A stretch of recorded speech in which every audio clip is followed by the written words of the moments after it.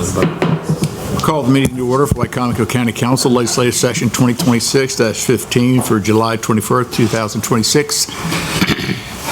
We have an invocation this morning from Pastor Greg Carlson with the Park Seventh-day Adventists. Thank you for being here today. Thanks for having me. I bring you greetings on behalf of the Seventh-day Adventist Church and also the Hands and Hearts Indian Homelessness, which John, your sister, is a big part of, and I appreciate her support. Just good to be here this morning and say a word of prayer for us all. Let's bow our heads. Father God, we thank you that we can come into these chambers today and do the business of Wicomico County. Lord, your word tells us that there is wisdom in a multitude of counselors, and we have counselors here today.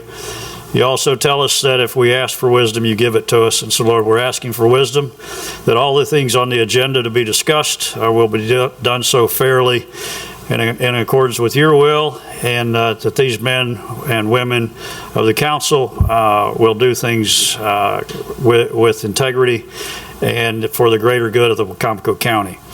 Lord, with those requests, we bring them to you in the name of your Son, Jesus. Amen. Thank you very much, Pastor. Those who would like to stand and join us in the Pledge of Allegiance, please do. Pledge allegiance to the flag of the United States of America and to the republic for which it stands, one nation, under God, indivisible, with liberty and justice for all.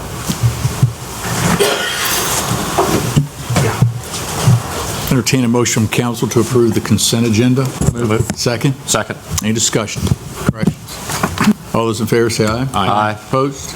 Motion is carried. Consent agenda passes unanimously. Good morning, Mrs. Hurley. Good morning, Mr. President, council members, ladies and gentlemen.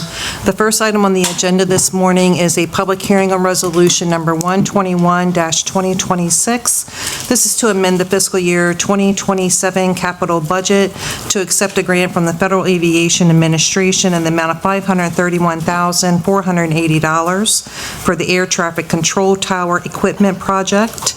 This request again is to amend the fiscal year 27 capital budget to increase the federal grant for the air traffic control tower by $531,480, bringing the total grant to $1,791,480. The increase reflects higher project costs identified through the bidding process and will be fully funded by the FAA.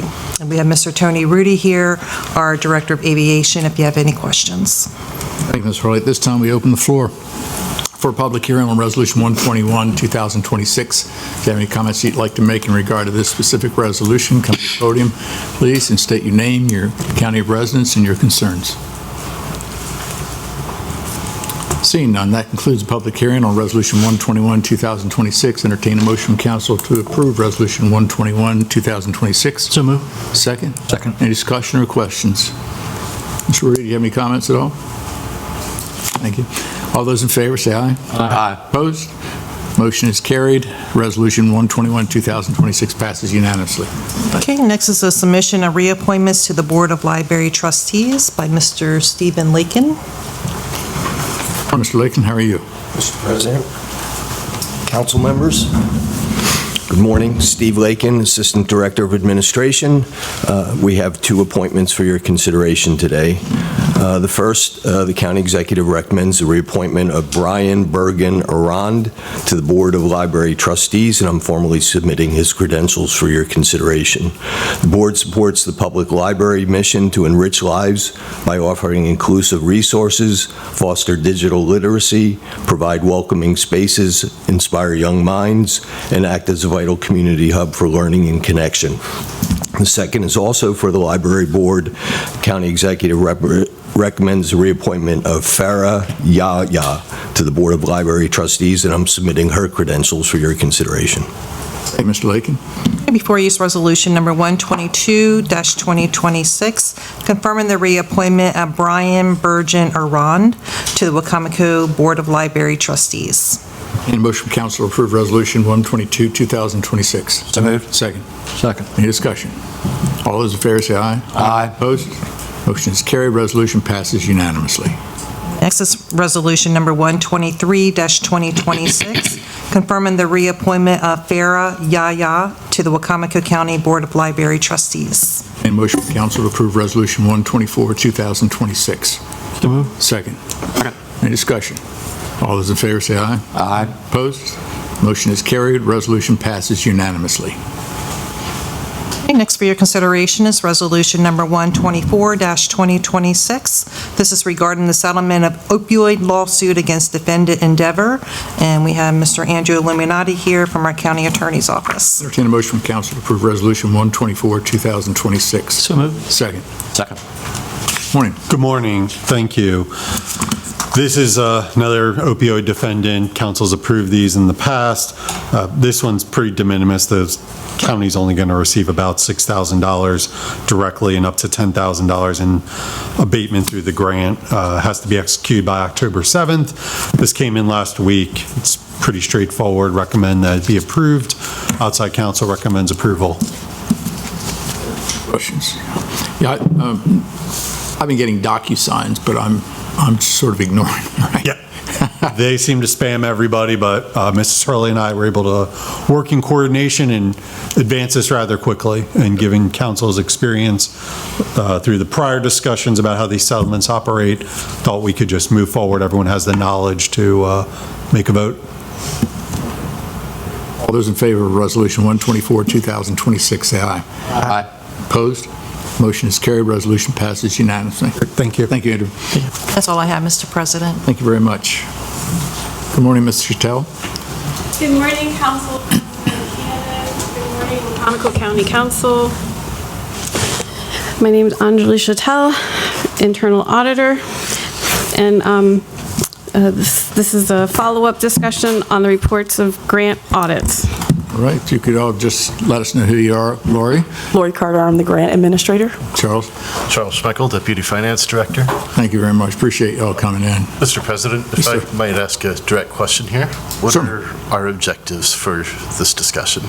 Well, I think we just wanted to review the process between the internal auditor and Ms. Carter. I know that Ms. Carter really hasn't had an opportunity to speak to anyone, to really, I think, openly discuss what the concerns were. The audit, the grant audit that Ms. Chattel put together, I think had some very serious findings in there, created a lot of concerns, and the reality of it is, I think the executive branch sort of, I think, interceded a little bit, which could have possibly prevented both Mrs. Carter and Mrs. Chattel from doing their job completely. So we thought, well, let's have that discussion in the open, in public, to see exactly how we can move forward with this, because I know Mrs. Carter is very good at her job, and she wants to make sure that everybody understands that she's doing everything as efficiently as she can within the parameters that she's been given, because it's still somewhat new for everybody. Does that help you? Very much so. Good. Thank you. Thanks for the question. Angie, do you want the floor first, or we want to go ahead with Mrs. Carter? I think we can go ahead with Ms. Okay, Carter. thank you. Good morning, everyone. Good morning. I thank you for this opportunity to be able to set before you today. As I stated over about a year ago, I took on this role in October of 2024. After being in the role, I was tasked with having to set through a monitoring through the Department of Housing for about 3 months, and I was working with the planning. They had that particular one that was scheduled that had particular, I believe the grants went back to 2015. Sometimes with the state that happens, unfortunately, but it does. And so that's where I spent a considerable amount of time making sure that was good. I think in the recent weeks, there was a report that was submitted out to the county, and that was also submitted to Ms. Anjali.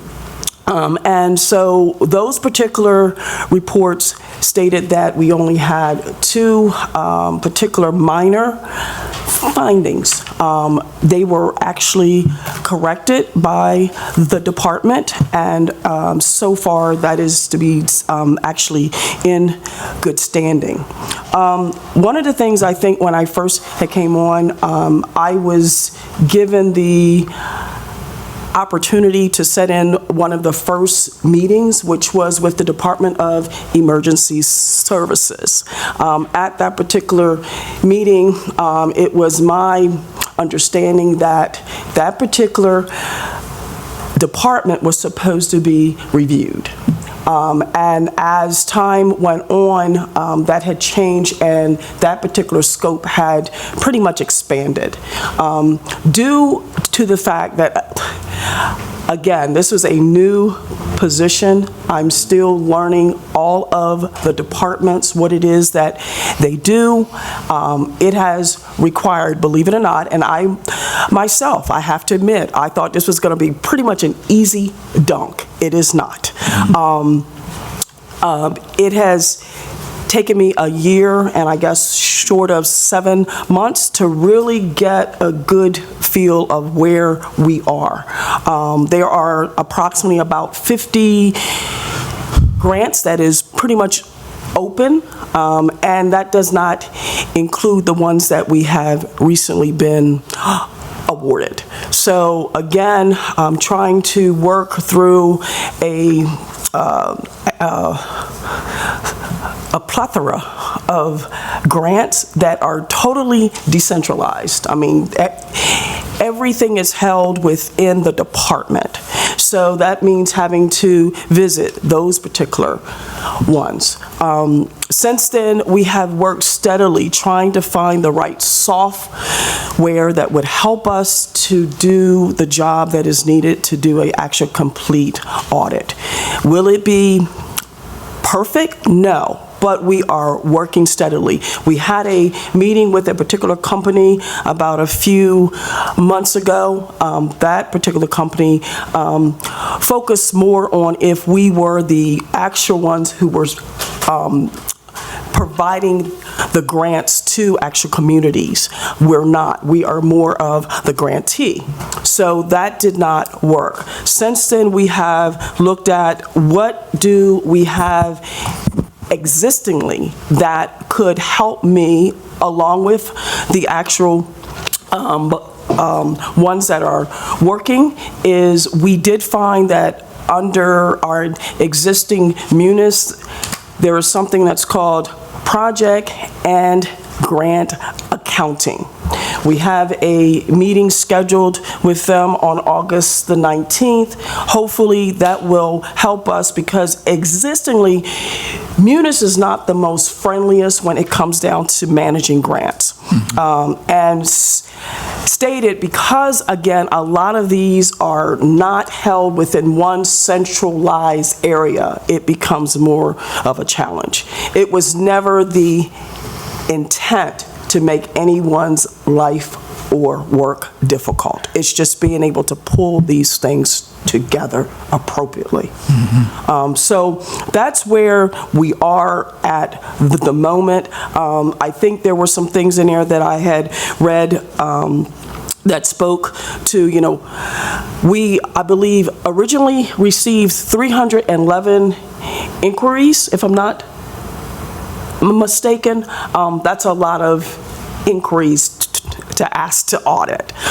Again, it was only asking for the period of grace that was needed for me to be able to catch up and to really solidify what it is that we are trying to do. Since then, I have met with the departments on a regular basis. I have had meetings here with each and every one of them. We had a meeting with all of them, whereas we flushed out the department's requirements as it relates to the grants management. We now have a manual that is more of a step-by-step showing them what they need to do. That is not only for existing, but because we do have staff that are new, that may not have that particular, the actual experience, at least they will have a road map that will help them to be able to work along with the internal auditor as well.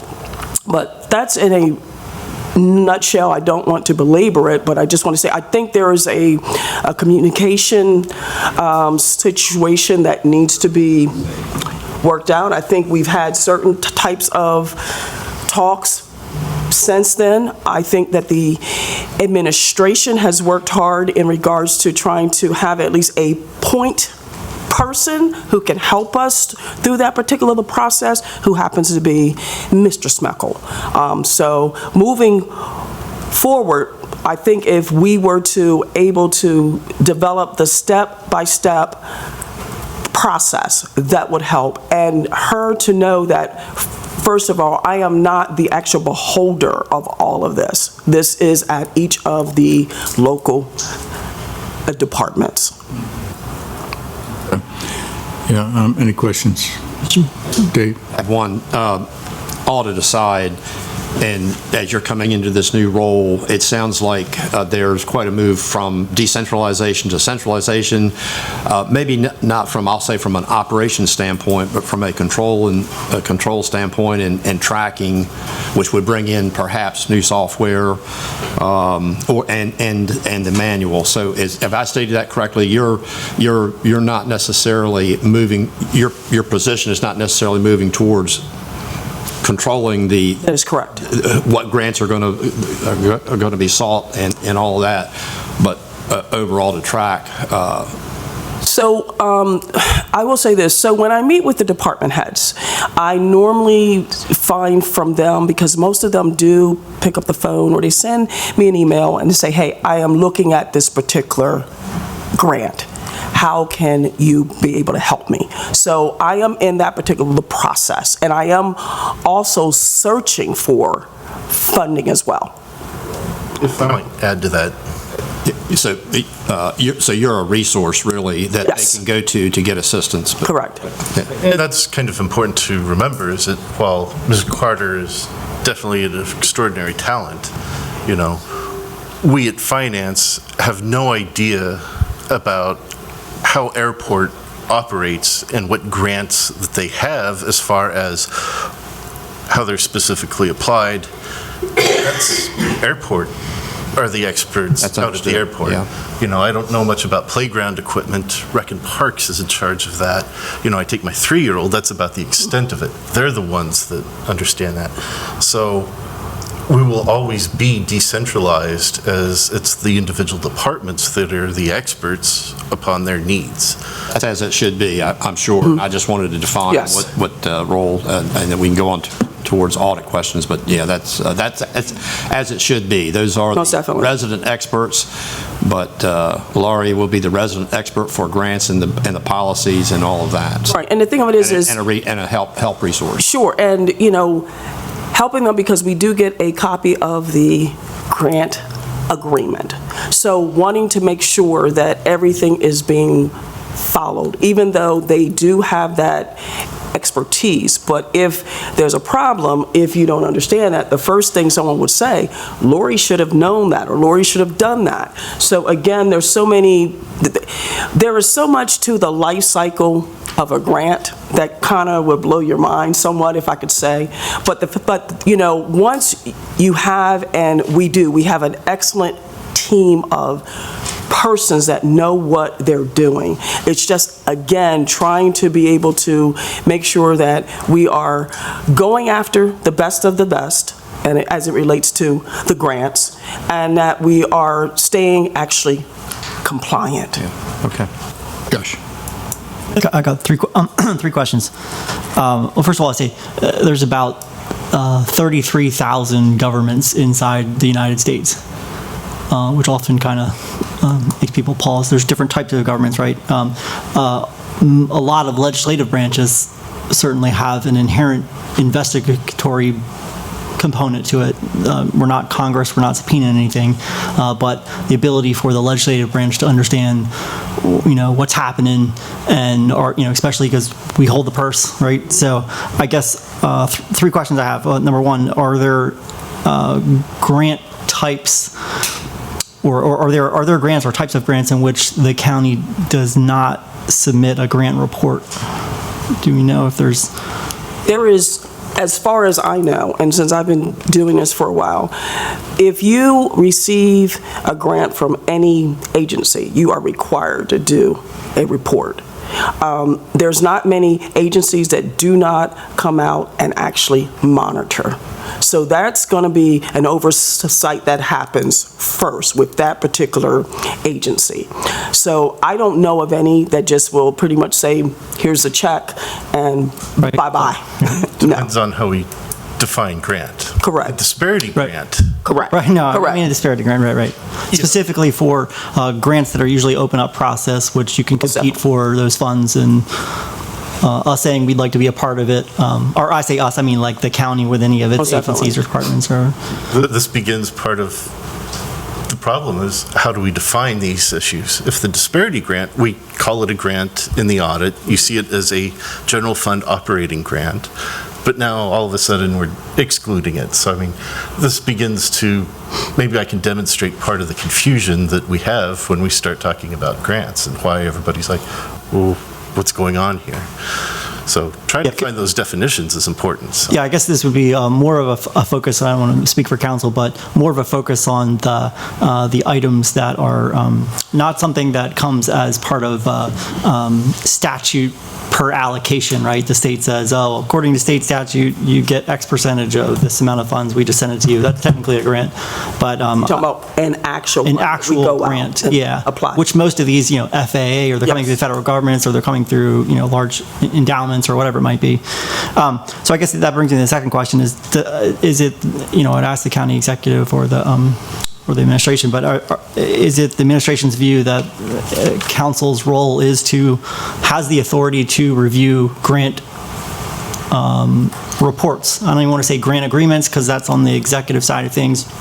But after it's all done, tied up, and we say, hey, we spent, we bought 47,000 nails for this particular project, whatever it is, the grant agreement's tied up in a bow and it's done and sent off. Is it the administration's view that the legislative branch has the authority to review those? I guess is the question that I'm pondering. My view is absolutely. Most definitely. I didn't want to speak first. I wanted him to speak first, but I would definitely. Okay, yeah, so then I guess that just comes down, then the third obvious part is then, okay, then I think what you all are getting at, and especially, as it's been mentioned, it's never going to be fully centralized role. It's always going to be a slightly bit decentralized, but having someone that can help organize this, I think is helpful. But I guess what is the process for then, I guess, going forward for the legislative branch to be able to request and review any of those grant reports? And I'm not saying, to be clear, I'm not saying to jump in and get involved with the writing of a grant or how it was executed, but once it's done and submitted, what is then the process for us to easily, or in this case, I say the legislative branch, and I include within that Ms. Chattel and that role, but ultimately, as a check on those who hold the purse, how do we have a process internally, or what do we need to do to set up a process internally to make sure that we could then theoretically review those grant reports to know that the money was spent the way that it was supposed to be spent, or to then just quickly look and say, hey, clearly this, the amount that was given doesn't match up here, what happened? And I think that's really where the core of what we want to make sure going forward, that that we have the ability, and especially in the internal auditor, has the ability to then review and understand what happens within monies that was given to the county and how it was allocated and spent after that. Sure. So I think as an example, we just went through a strong monitoring or an audit through the state with planning and zoning. She received an actual copy of all three of those. So if there's something that you want those to be sent, then that is something that actually that can be done, and she could be able to respond to the council.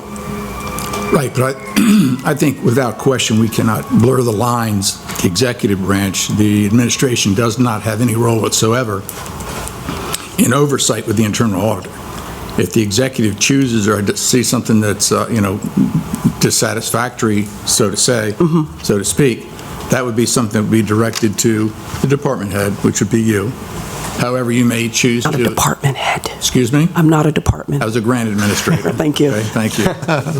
But, I think that's that role. Under no circumstances whatsoever is the administration supposed to have any oversight on the internal auditor. That's very, very clear. There's standards of objectivity that specifically state that you do not, that the internal auditor does not subordinate her authority or her judgment to any other outside source, and that's very important. And I think that's what I'm a little concerned with a couple of emails that we've had here recently in reference to this whole issue.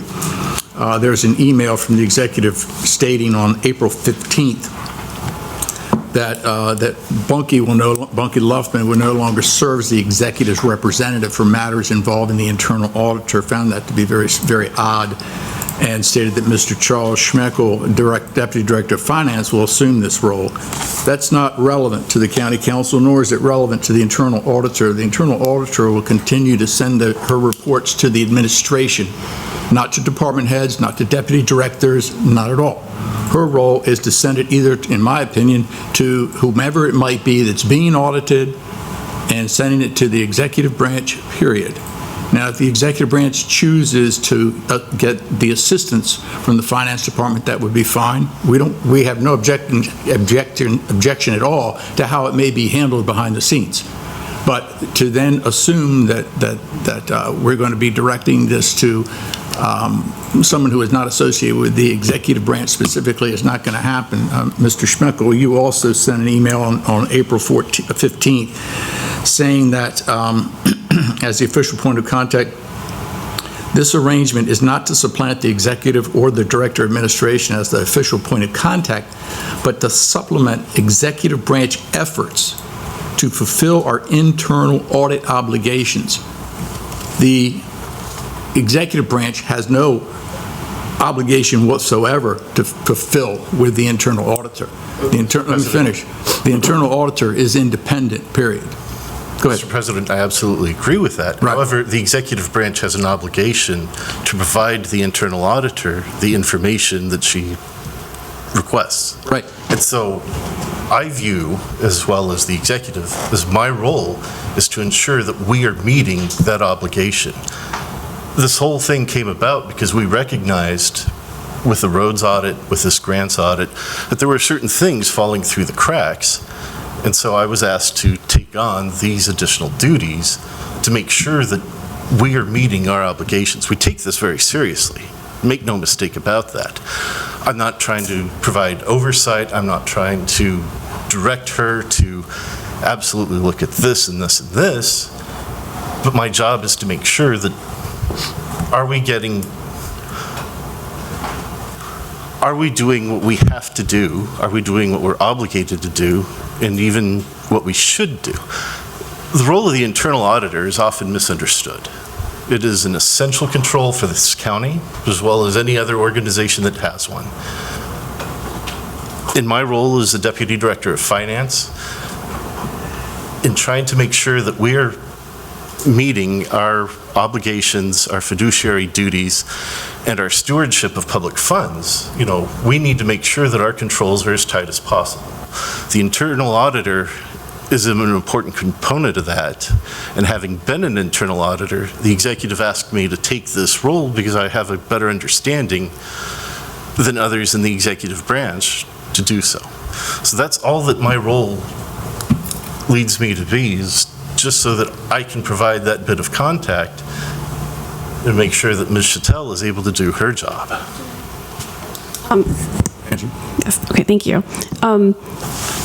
I think that a lot of the concerns that have been expressed over time regarding the internal auditor, there's been a wide range. I believe I've heard the word weaponized, and now there's these new concerns about if Charles could sway me. I think that we have an audit committee, and we have now, I did a peer review, the first one ever here a couple of years ago. The plan is to have one every 5 years, that when we have emails that, we'll have dialogue and peer review can look at it. The audit committee can look at that for like when could it be that or the internal audit office has been swayed or the appearance of swaying in different situations, and how should that internal auditor handle that? I feel like since Charles has took on the role that he's taken on, I am getting things faster. I currently have a lot of documentation for me to now review for several audits, and that was not the case before Charles took on his role. I sent more requests, had more conversations, trying to get things multiple times, and I don't feel like that's happening as much anymore since Charles has taken on his role in this manner. Could there be potential swaying attempts from either side of government? Yes.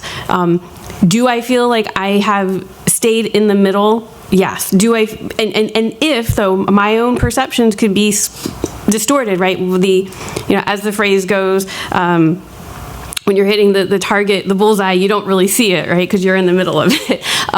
So that's why we have the guardrails of the audit committee and peer review to see, is the IA being weaponized? Is the IA being swayed? And so I feel like that we've started to get into a good rhythm here, and that maybe we should try to give it a chance for a little bit of time, knowing that these are valid concerns from everybody, and that if we stay on the road of having audit committee look at independence on a regular basis, having that peer review, that we can, when there's the perceptions that we start the mitigation right away to avoid any actual.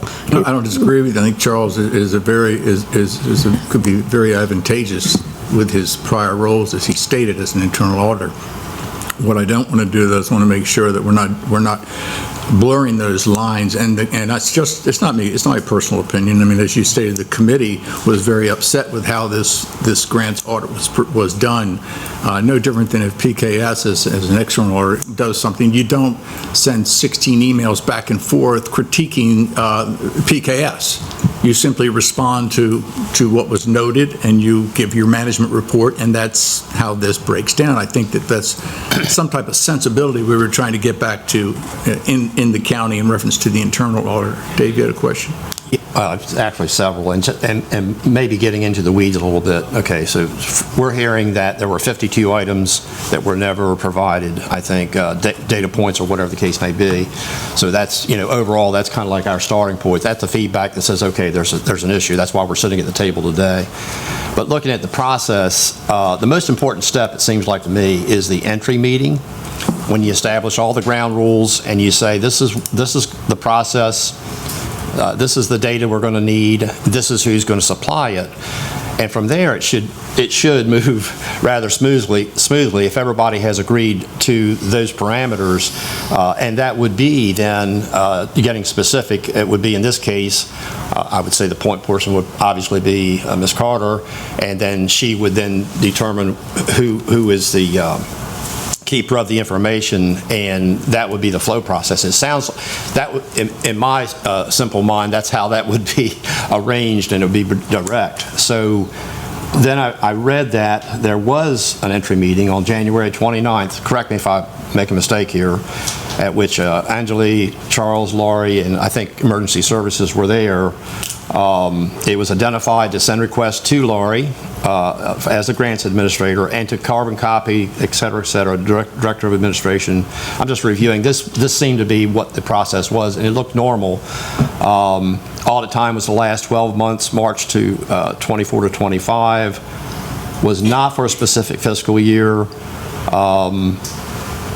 But the grants tracking and reconciliation would be during the audit period, which is a little nuanced as far as the time frame. Throwing all this out here, you can respond.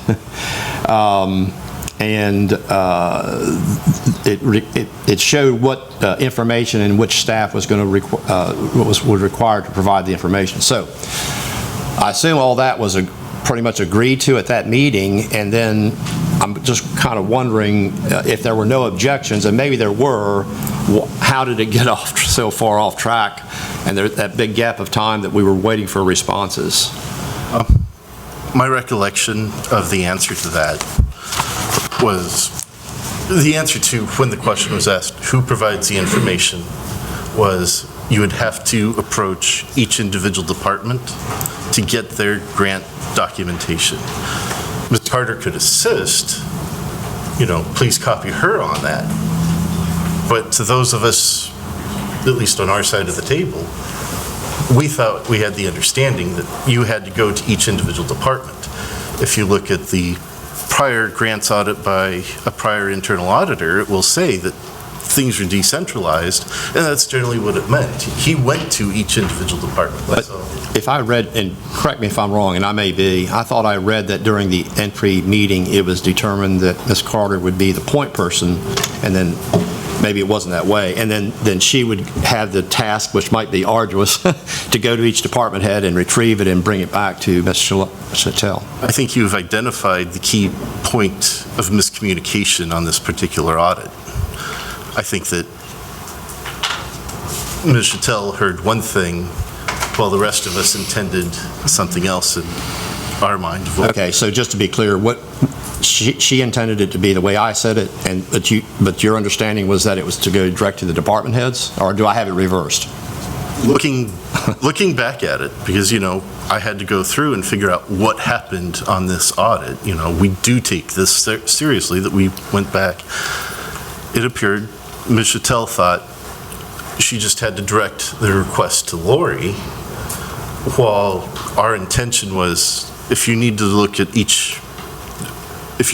grant documentation, you'd have to go to each individual department. Ms. Carter could assist with some of that and to keep her apprised of that information, but you'd still have to go to the separate departments. And so, can I, Mr. Yeah, just for the point of miscommunication, perhaps, then the grant administrator sent an email on June 9th in response to my request, said, I will review the list of grants you would like to evaluate for testing and will provide an update after I have completed my review and spoken with the staff. That indicated to me that Lori was going to be, as you said, Councilmember Ennis. Yeah. And that's actually correct. From the stand, again, walking in my very first meeting, this was the very first meeting. I have been through an audit as a department head, but never in this particular role. So I was basically trying to assist. This is a brand new role. Okay, I'm going to respond, not knowing I should have, and I can accept, that I should have said, okay, let me make sure that you get to the departments, and not for me to take on that. It really seems to be a nuance, if you will, and that it wouldn't care, well, for my part, I wouldn't care whether it was Laurie saying, here's who you go to and just go at it, or she's actually the gatekeeper and bringing the information in. I mean, I don't think any of us here care what direction that goes, but I guess that one thing perhaps calls for there to be. I learned this later breakdown, that it should have been the other way. So. Yeah.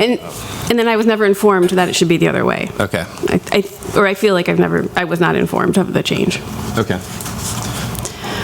John? Okay. Jeff, any comments? James? So just to be clear, going forward, if Anjali needs to audit anything, she is to tell the two of you what's going on, first with Lori, then Mr. Schmeckel? No. Okay, I'm just trying to get the process right. Sure. So how's the process going to work then? I'm sorry. I'm just trying to figure out this process. How's this process supposed to work? Is it supposed to go to Lori first? So when there's a question inquiry, it goes to Mr. Schmeckel. Mr. Schmeckel, okay. Yes. What question inquiry goes to Mr. Schmeckel? In regards to the audit, anything related to the audit. It goes to the administration. Excuse me? It goes to the administration. It goes to the executive branch. Okay, sure. Okay, And that- understood. They can disseminate Right, that. okay. They can disseminate that information however they choose. It's just a process, Mr. Schmeckel, okay? Understand? Because there cannot be, you understand, everything of an internal auditor's perception. Right, Mr. President. The way that I perceive it, from my viewpoint, if she's auditing a department, all I'm asking is to just be CC'd. You know, I went away on 2 weeks vacation, I came back, there was 497 emails in my email box. There were 150 of those were from the internal auditor. Now, only 3 of them required my direct input, but the other 147, I'm just simply trying to keep track of who she's asked requests of and whether have they provided the information that she's asked for. So I just see myself as a CC for the most part. If there's a problem, I've asked Ms. Chattel, please let me know if you're not getting any response so that I can start to lay pressure upon those departments. And that's how I view my role. I'm not trying to intervene on her audits. I'm not trying to interfere. I'm just trying to make sure that, all right, are we getting the information provided in a timely fashion? That sounds typical, and that sounds good. I mean, every audit's going to be different. This is one we're talking about, and it's got its own little nuances, but, you know, at the entry meeting, it sounds like, you know, that you would always be party to that, as well as Mr. Chattel, obviously, and then whichever department head is going to be involved. And from the onset, you would know, the management would know, you know, and more or less direct it to a department head, this is what you're supposed to do. Then it's hands off, and you get out of the you know, the influence issue. But that sounds, but every audit situation is probably going to be a little bit different. And you go into that entry meeting and you set the ground rules then, and they may be a little bit different here and there, but you would obviously, being the point person, be the main person to be involved from the onset. Yes. I feel like he's not the point person, and that goes to President Cannon's concern, like that the executive maybe would be the point person when there's a major issue, but he is a CC person that, since he has become the CC person, I have a board in my office of what audits I have going on, where documents are, or requests, or whatever, and I have never had it this close in like the reasonableness of the dates. Like, things are forward dates instead of past dates that have been, you know, whatever time, and phone calls, or, you know, trying to get somebody to provide something. I have not had this since I've been here in 2 years. Like, my board looks pretty clean right now. Or you know, it's more forward right now. So he's not the point person, but he's the CC person, and things are coming in. And when there are concerns about independence in our communication sometimes, I have asked him if I could forward it to the audit committee, and he said yes. And so the audit committee has... Why would you ask that?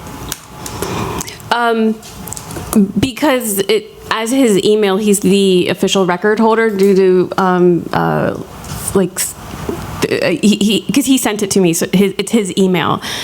We have at the bottom of all our emails, most people's emails, it'll say something like, this is meant for the intended recipient, do not forward unless you give permission. I try to honor that, so I don't forward emails for the most part, you know, unless there's something, you know, alarming or something, but I wouldn't forward it without his permission to the audit committee, especially since they're not actually employees of the county. So he gave me the permission, and so for the next audit committee discussion, we can have about, you know, if, you know, is this kosher or proper? Yep. Thank you all. It sounds like we've got some collaboration that's potentially working. If we can get past all these emails, accusing the council of violating the charter or the Open Meeting Act or whatever else we're violating this week, and focus on getting the information that we're just asking for information. That's all. If people have problem giving up information, that creates mistrust. It indicates you might have something to hide, and that goes down a road we don't want to go down. This audit began in FY25. We are now 1 month into FY27. Can this audit be done by the time we leave office? No, and it's not, if I have to create an audit plan now, because that report's been finalized, so that audit's done. I have to create the audit plan for the next fiscal year. And I have a lot of documents in my office right now to go through for other audits. I could put other audits on hold and, you know, get this audit plan, you know, ready, give it to you guys next week, stop everything else and do this one potentially, but then that does a disservice to all the other audits going on. Thank you. We have some type of an idea, Lori, in reference to your oversight as to specific guidelines when the internal auditor will need to know whether or not she is going to be going directly to a department head or going to you to do an audit? Is there going to be a line of distinction? Yes, so what I can do is, as a part of the manual, I can go back, and once that is actually discussed, and that will be included in the manual. Okay, and that would send us in the right direction from day one. I think that would be an excellent idea, yeah. Right. Okay, and keep in mind, too, that it is part of the charter. We get quoted the charter a lot about, well, we're not allowed to get engaged in, Charles, okay? You're not the only one, okay? So keep in mind, though, that the internal auditor, any and all records that the internal auditor requests, she is obligated to receive, period. There can't be the perception of her sticking her nose into something she's not supposed to. That is the charter of this county that says anything she requests, she may receive. And I believe there was a lot of stonewalling going on, which never should ever happen. John, you bring that up, and I guess that's in Section 305 of the charter. If that's correct, and I'm sure most employees of this county read the charter, how come when she asked for the information, it wasn't given to her? In this case, it was a simple miscommunication. There were... Wait a minute, Charles, can I interrupt you? I can't hardly believe that as many emails that went back and forth trying to get information, that there was miscommunication. Of all the communication that went back and forth, how was there miscommunications? I'm sorry. I think if you go back and read the management response to this particular audit, we went back, we found that the scope had consistently changed. That created a great deal of confusion. And then when the requests were kind of finalized, there were key people that were dropped from that communication. I think that's what led to people who would be able to say, we need to direct that request to the department heads. So out of 50, was it 51 requests?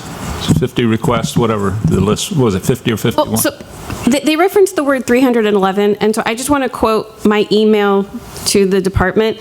There seemed to be, and there's words before that, but there seemed to be 311 accounts in Munis with the same object codes as those in the listing of county grants 22 to 2024, with a total last year revised budget of $333,245,281.66 that did not seem to be in the list you provided in the listing of county grants 22 to 2024.xls. So, and this kind of goes to earlier when Councilmember Ennis asking about, we have the entrance and then that's where the request happens. Well, I'm supposed to do a risk review at the beginning of all my audits. So she gives me her document. I try to look for completeness. Like, is this complete? That's part of my risk review. And so there were 311 accounts that had revised budgets that were not, that were grant accounts, that seemed to be grant accounts, that were not in that list. And so I was asking about that, to go to that completeness question. So, Let me go back to the 50. You quoted 50-some items you asked for before. That was after. So after the 311 was cleared up, they said 5. I still have questions about that, but I didn't go forward with that. I just took them at their word for the 5, and that I was willing to just focus on those 5. So you did get 5. No, I didn't get them. I added those 5 to my list for the total of 52. Okay, let me interrupt the 52 again. that you asked about. So you asked for 51. 52. 52. Yeah. But you got none. Correct. Okay. Out of that 52 she asked for, wasn't there 1 or 2 or 3 or 5 that you could have sent her that she could have worked on? You said there was a miscommunication. I believe it. I understand. This is frustrating from all points of view here, and I appreciate what you're getting at, but I mean, we've learned a lot from this process. We're still trying to figure out how can we resolve this issue so that we can move on and make sure that everybody's getting set up. We're getting the information that the internal auditor needs, the information that the council needs. We're getting the information that the director of finance and I need in order to make sure that we're providing proper stewardship. So one of the things also... let me... Good. I've sat through some audits personally in my lifetime. And I guarantee you, if I'd have told the IRS or the state of Maryland who I was audited by, that I I'm new to this, so I can't give you this information. That wouldn't have been the correct answer. That would have been if the gentleman sitting at my desk in my office from the state of Maryland sales tax office, he kept asking for information over and over and over, and I kept saying, hey, I'm new to this, I can't tell you any of this information, I'd have been in real trouble. I just, that it's just a matter of shifting information. If somebody asks for information, to shifting it to this one person in an email. I don't understand why it can't go. I'm not getting it, why that information can't go. That answered your question, Councilman. If I could piggyback on what Joe's saying, the miscommunication that I heard was simply as to whether the request went to Laurie, the grants administrator, and/or the department heads direct. And that seems a fairly, in my way of thinking, small miscommunication to have avoided getting the bottom line 52 items. I mean, the reason you were given, Joe, was that there was a miscommunication, but that seems pretty insignificant. In other words, it should have been able to have been worked out fairly easily, I think. It's this person instead of that person. It's not rocket science, but I agree with you. I think that an explanation as to why we couldn't get those 52 is still lingering out there. And I think, let me say this, I don't think it was ever stated that because I'm new, you can't get this. I think what has happened is that when I did respond, not even knowing that I should have responded and should have given that to the department heads, went through, looked at it, went to the persons who actually hold that and said, these accounts are not, I don't want to say good accounts or the bad ones, but they were not the way that Munis is set up. Those particular ones that she originally had asked were not actually accounts that may have been active. So again, with Munis, it's very challenging. Hopefully we're going to get this fixed, being able to send her what she needs. Second of all, when she went back and she asked for the 52, again, I am under the strong impression, the first meeting I went to, it was emergency services. This was no longer emergency services. So when you say there was the miscommunication, again, it changed. So in the meantime, and I'm here to accept any responsibility, I'm also writing grants in the middle of 2 major ones. So 52 and not being emergency services, which I was first said, this is what I needed to do and I thought I should have been, that did not happen. So I think, again, when we say there was a misspell or a misactual communication, is to a degree, it's on everyone's side. And so we're trying here now to correct that.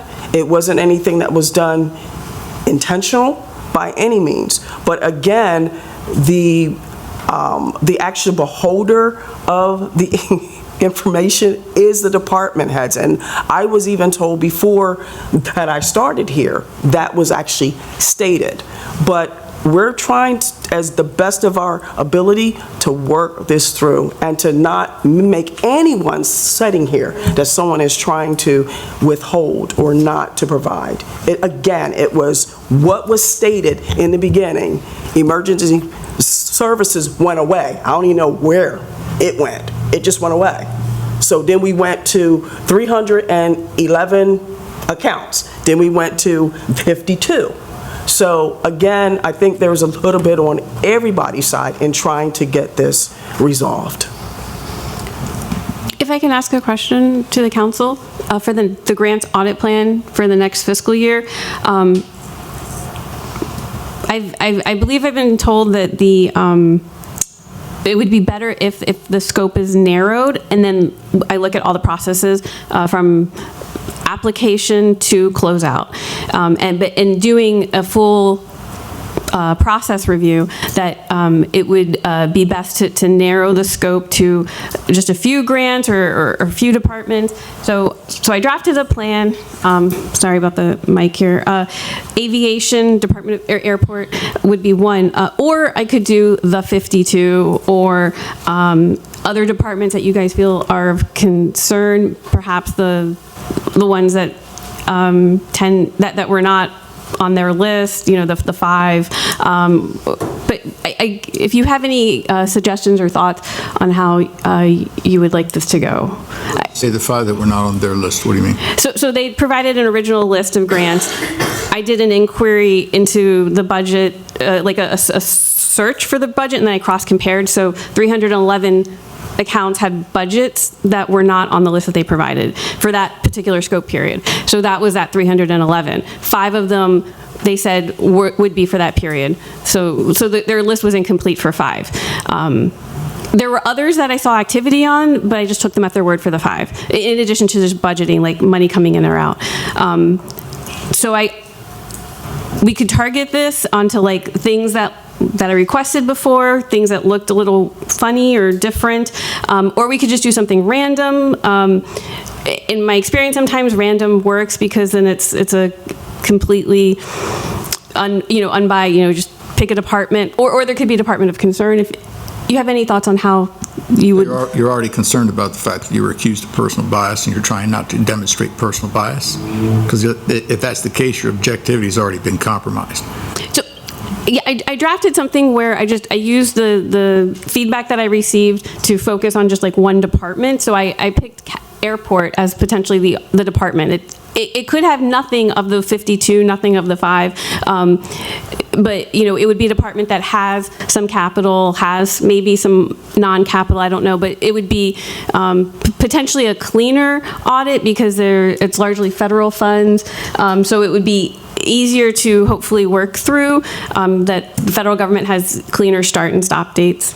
That's what I've heard. I don't know if that's going to be the case, but... So with some of the funding at the state, as what I said earlier, planning and zoning had one particular grant that was 2015. It took them until just 3 months ago to even monitor that.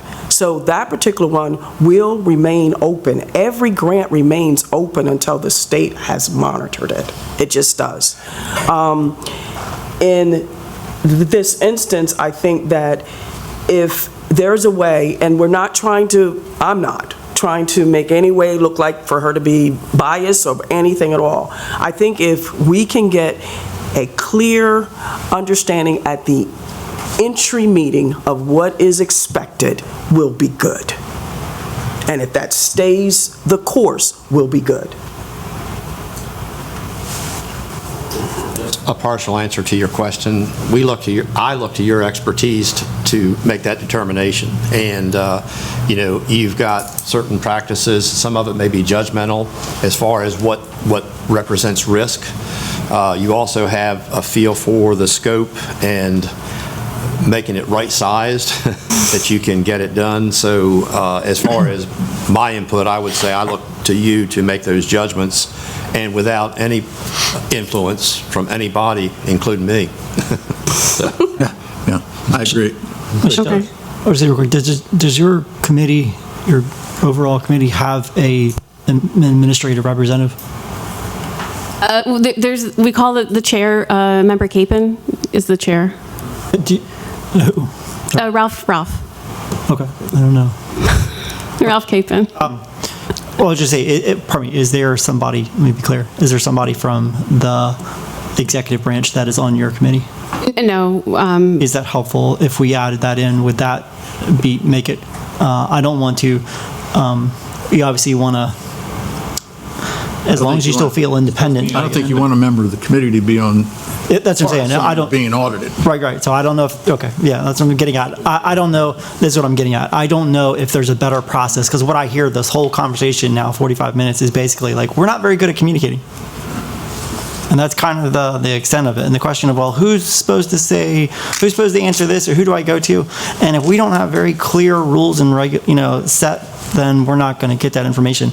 As to your question, Anjali, I'd say less is more. I personally would rather see like an 80-20 rule, like 80% random, 20%, hey, these are areas, these are departments that maybe have been a little shaky that we might want to investigate in, but here's 80% random. But overall, I'm really, really, really worried about demisclerosis in government, period. What that, not just county government, but we don't need to be gumming up government, growing a bigger government in order to then analyze things that maybe didn't need to be analyzed. So I guess the question there is, how do we make sure that we're not, suddenly requesting that, oh, I got to have 51, pieces, which, each one, maybe two of those take 6 hours. I don't know how long it takes to pull this information, but I guess to that's my bigger concern. And I'm not going to be here in a couple months, so it doesn't really, it's on to the next person, but as long as we have a clear process, and I don't know that we even ended, I don't know if you feel like you have a clear process with how it's going to go with requesting information from the executive branch to make sure that we are complying with 305E of the charter to be able to say that I can get whatever I need to get. And so, yeah, I see the pen in the air. Thank you, Mr. Hastings. I think it would be inappropriate for my attendance at most of the internal audit committee meetings. I think they need to be able to discuss with the internal auditor what's going on. With that being said, I think there is a real problem with silos. Yes. That they only hear from the internal auditor's perspective, much like most of the council only hears from the internal auditor's perspective. And I don't think that's particularly helpful. That I think we need to set up some sort of mechanism. Now, I had previously reached out to members of this council, and I appreciate the two members that took the time to speak with me, as I do have some concerns over the internal audit program and how it's being carried out. I think it would be helpful, and I've attempted to reach out as far as getting at least one or two members of the audit committee to where we can sit down for a quarterly meeting. I think that would be a good way for them to filter that out. Now, we still need to work on how we want to accomplish that. I've attempted to reach out as far as trying to do a monthly status meeting. There's concerns over independence, so I got to respect that. I understand your point of view, and absolutely, we do want to make sure that I'm not unduly influencing the internal auditor, but on the other side, I want to make sure that she can go through the audits and that we can confer on the status of, hey, Charles, this audit, I'm just not receiving anything. Is there anything you can do to assist?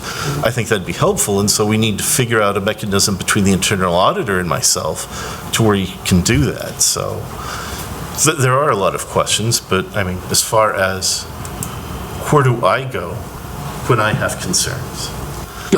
Angie, would it be a conflict if Mr. Schmeckel were to send a letter to the audit committee saying, hey, we have 315 audits that have been requested, but you need to understand this, and let them maybe sort through the nuts and bolts of it, and then possibly objectively they could come to some conclusion saying, well, it might be right just to do these 5 or to do those 10, and that way they've sort of acted as somewhat of an insulation between you and the executive branch to help alleviate those concerns. I think it would be good if a good idea to have some sort of written communication from the executive branch on a basis that they feel is appropriate for their communicating to the audit committee. I think that would be good. The committee itself could decide for themselves whether there's any attempt to subvert or whether, I think maybe that might be the best way, Charles. Okay. Yeah, because we respect your, you have a wealth of knowledge, and we respect that, but we just want to make sure it's, as you would know, geared in towards the right direction to avoid the perception of objectivity, okay? Right. Or violation of, And I just want one more thing. To what Mr. Holloway said. So from moving forward, when I went back and looked at the records over the last 2.5, maybe 3 years now, staff in the finance office has been uploading everything, whether it is the grant agreement, reconciliations, whatever, inside of that particular file, which has not been done in the past. So hopefully, as we move forward, that would help tremendously, where she could even be able to see that herself. That's great.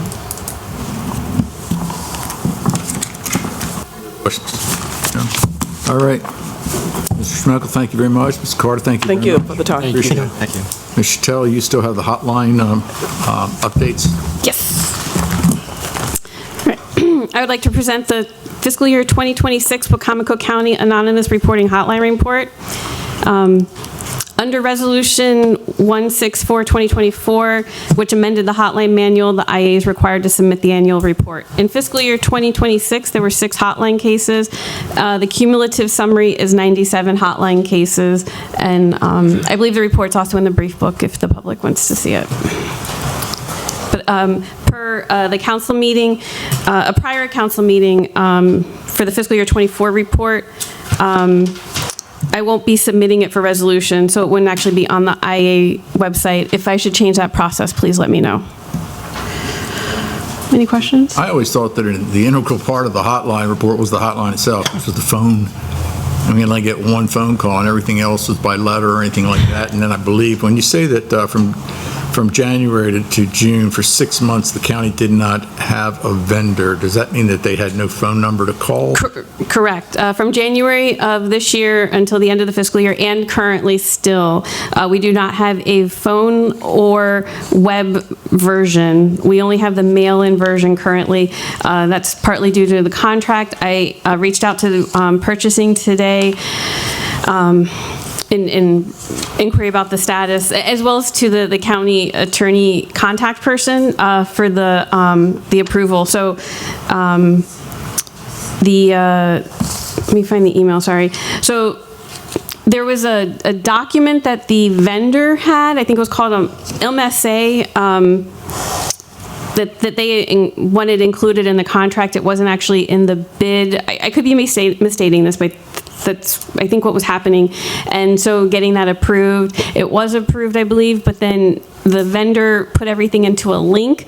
And so the purchasing agent sent an email to the contact person at WebNet, at the county attorney's office, asking if the document is ready, final and ready to be presented to the council. I haven't seen an email, at least since around 9:50 this morning, as to if the that contact person at the county attorney's office has approved it. So once he says that it's ready for council, then I would request to the council administrator that it be prepared for the hotline resolution for the next contract. And then hopefully you would approve it, and then the executive hopefully would thereafter sign it, and then we would have that hotline vendor for the web and phone option. Questions? So, from January 1st until now, there's no way to make an anonymous hotline complaint? By phone or website, internet, correct. They can still mail in. I do receive emails, but they're of course not anonymous. Questions?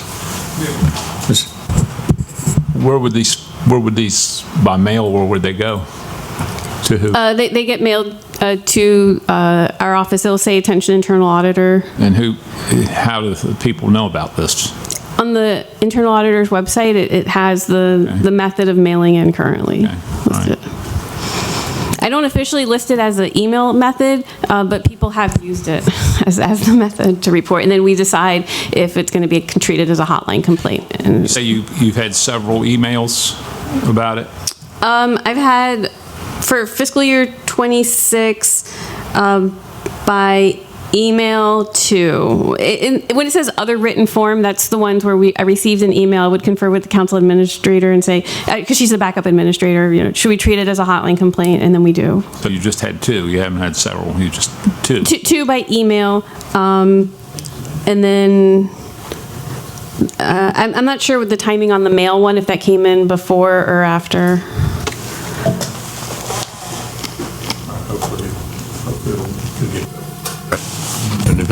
Can I just add that the prior hotline vendor, the reason why there's this gap of service is because the prior hotline vendor that was selected was not registered in the state of Maryland, and that is a requirement. And so that's why we have this gap.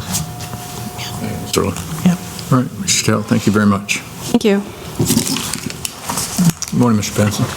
Good morning, Mr. President, Council.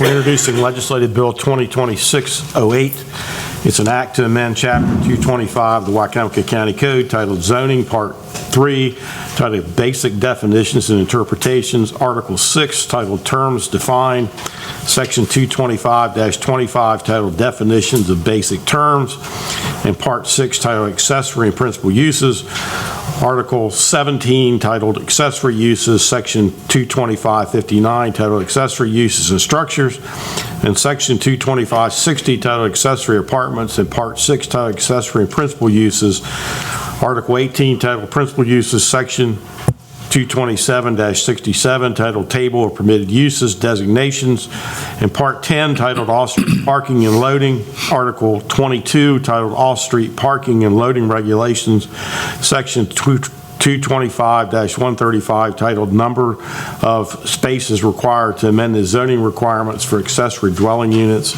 The purpose of this is to bring the county in compliance with legislation that the state of Maryland has passed mandating the county to adopt provisions with regard to accessory uses. Thank you, Mr. Benson. Entertain a motion from council to introduce legislative bill number 2026-08. So moved. Second. Second. Now we have discussion. Thank you.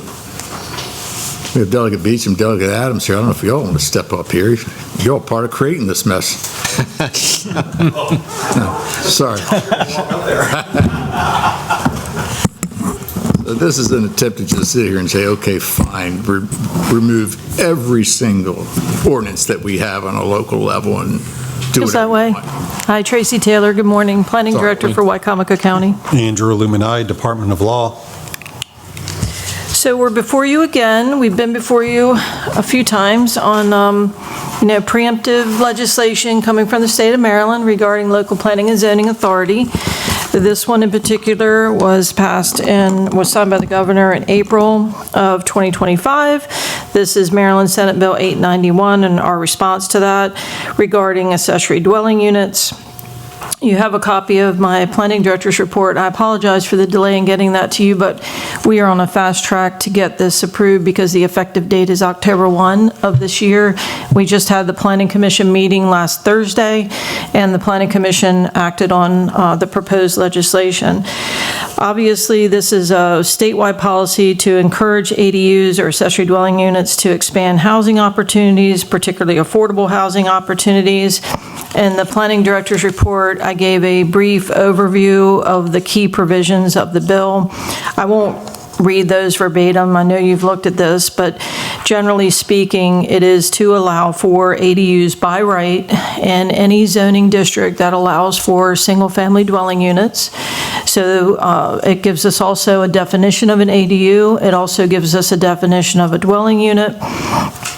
And we, as such, we have revised, fortunately for us, in our zoning code, we had a section already for accessory apartments. So what we chose to do was to focus on that section of the zoning code for accessory apartments and revise that with new language for ADU, and then use that section to contain our ADU language.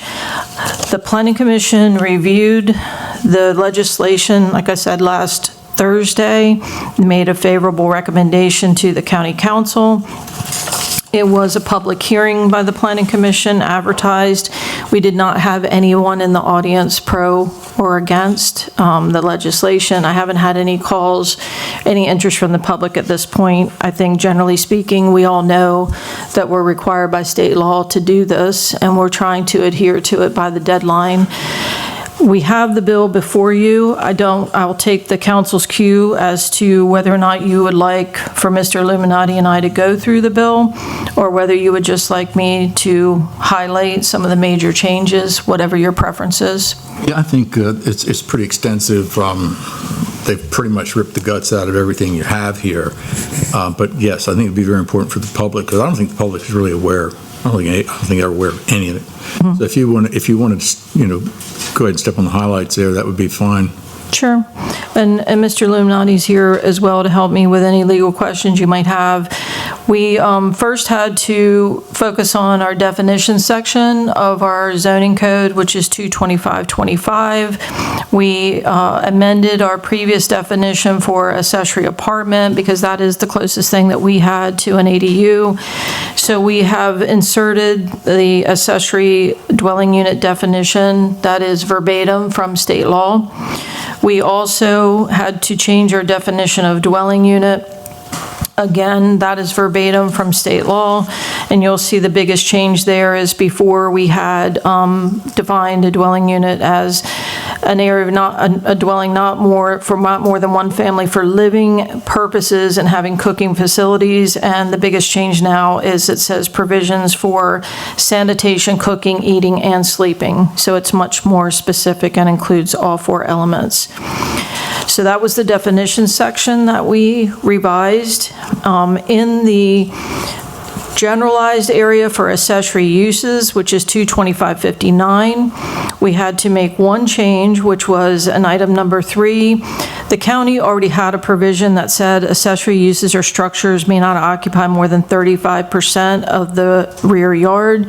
We had to add a clause there that says this does not include an accessory dwelling unit.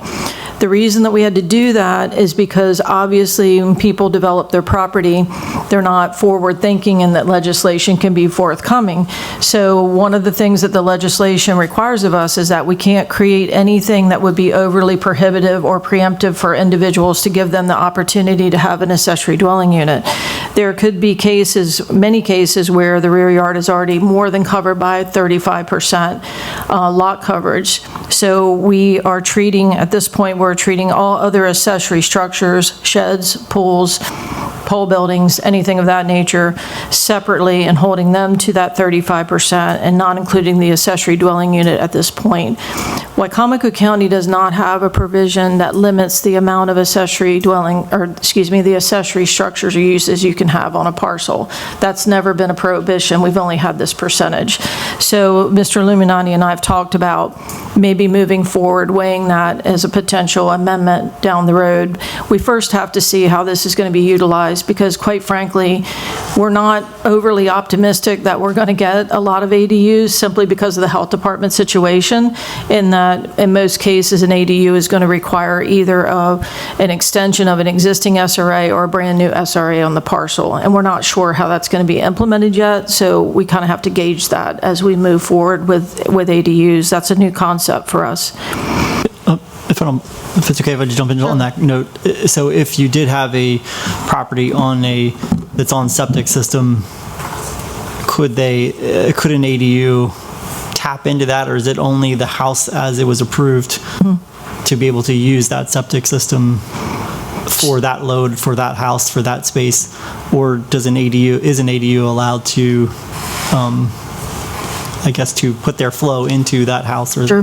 That's an excellent question. And I have met with health department representatives regarding this, and actually not even just with ADUs. This can happen with additions to single-family dwellings as well. The health department uses bedrooms to size an SRA. So if your house is built and your SRA is sized to your home and the number of bedrooms in your home, and you add a bedroom, even aside from ADU legislation, if you add an addition to your home that adds a bedroom, your SRA might not be deemed sufficient by the health department. So that's why we don't know yet how ADUs are going to be handled, whether they're attached, detached. I don't really think matters at this point because it's an extra bedroom or more. So yes, they will have to have a new land evaluation, and we know now that land evaluations take some time, so we could be a year out. I believe right now they're on land evaluations that are being applied for now. We're looking into 2027 before they'll be conducted, and then the results of the land evaluation is what will help to determine whether they can redo either tap into the existing SRA, redo the SRA, or have to have a new SRA. It's going to be any combination of that. And I'm sorry I don't have a more exact answer, but it really does depend on the land evaluation process. So then 225-60 is the old section of the code where we used to have accessory apartments that we've now renamed accessory dwelling units. And you'll see that some of it is just the change of the terminology between accessory apartment now being accessory dwelling unit, but then also consistent with the law, it does say that you cannot have more than one accessory dwelling unit per primary structure on the parcel. So it's one ADU per parcel, and you have to have the single-family dwelling. The bill also says, you'll see letter B regarding density, the bill expressly says that we cannot count the ADU as part of the development density of a parcel. So whatever the density is in that zoning district, that accessory dwelling unit does not count as a development right against that density. So that it is a free unit as far as density goes. On the development standards, we have written in that the accessory dwelling unit has to be compatible. Again, a lot of this comes from the law about that we cannot be more prohibited in allowing accessory dwelling units, but also we are thinking that a lot of these are going to have to comply with homeowners associations. A lot of homeowners associations have architectural standards, and we've seen more and more of that. So we're working with the homeowners association restrictions and covenants as well, and we added some language again about, kept some of what we had for accessory apartments to be within the compatible desired character and livability of the residential district. That'll be of the appropriate scale and common space on the lot with driveways and yards, that it be harmonious and designed with the primary dwelling unit. And after that, we address all of these being development standards. We address that it can be separate from the primary single-family detached unit, or it can be in addition to the single-family detached unit. That's also provided for in the law. Also in the law, it talks about the location of entrances, and it says only one entrance may be located in the facade of the principal dwelling unit facing the street, unless the dwelling contained additional entrances before the ADU was created. An exception to this requirement and entrances that do not access from the ground, such as a balcony or a deck entrance. The next item. If I could real quick. Certainly. So when you're talking about development standards, you're talking about homeowners associations, and you're talking about respect the general building scale. Does that mean that if a homeowner association requires a minimum of 3,000 square feet, that the homeowner association can rest assured that that will still be in place? I do not believe that, per the bill, I do not believe that they will have the ability to restrict the square footage. They will have the ability to have impact on the architectural style and the design of the ADU. So it's just harmonious design. Exactly. And that's why a lot of the changes you see are based on that. The bill did say that the counties do have to provide for a process for a parking waiver. That's written into the bill.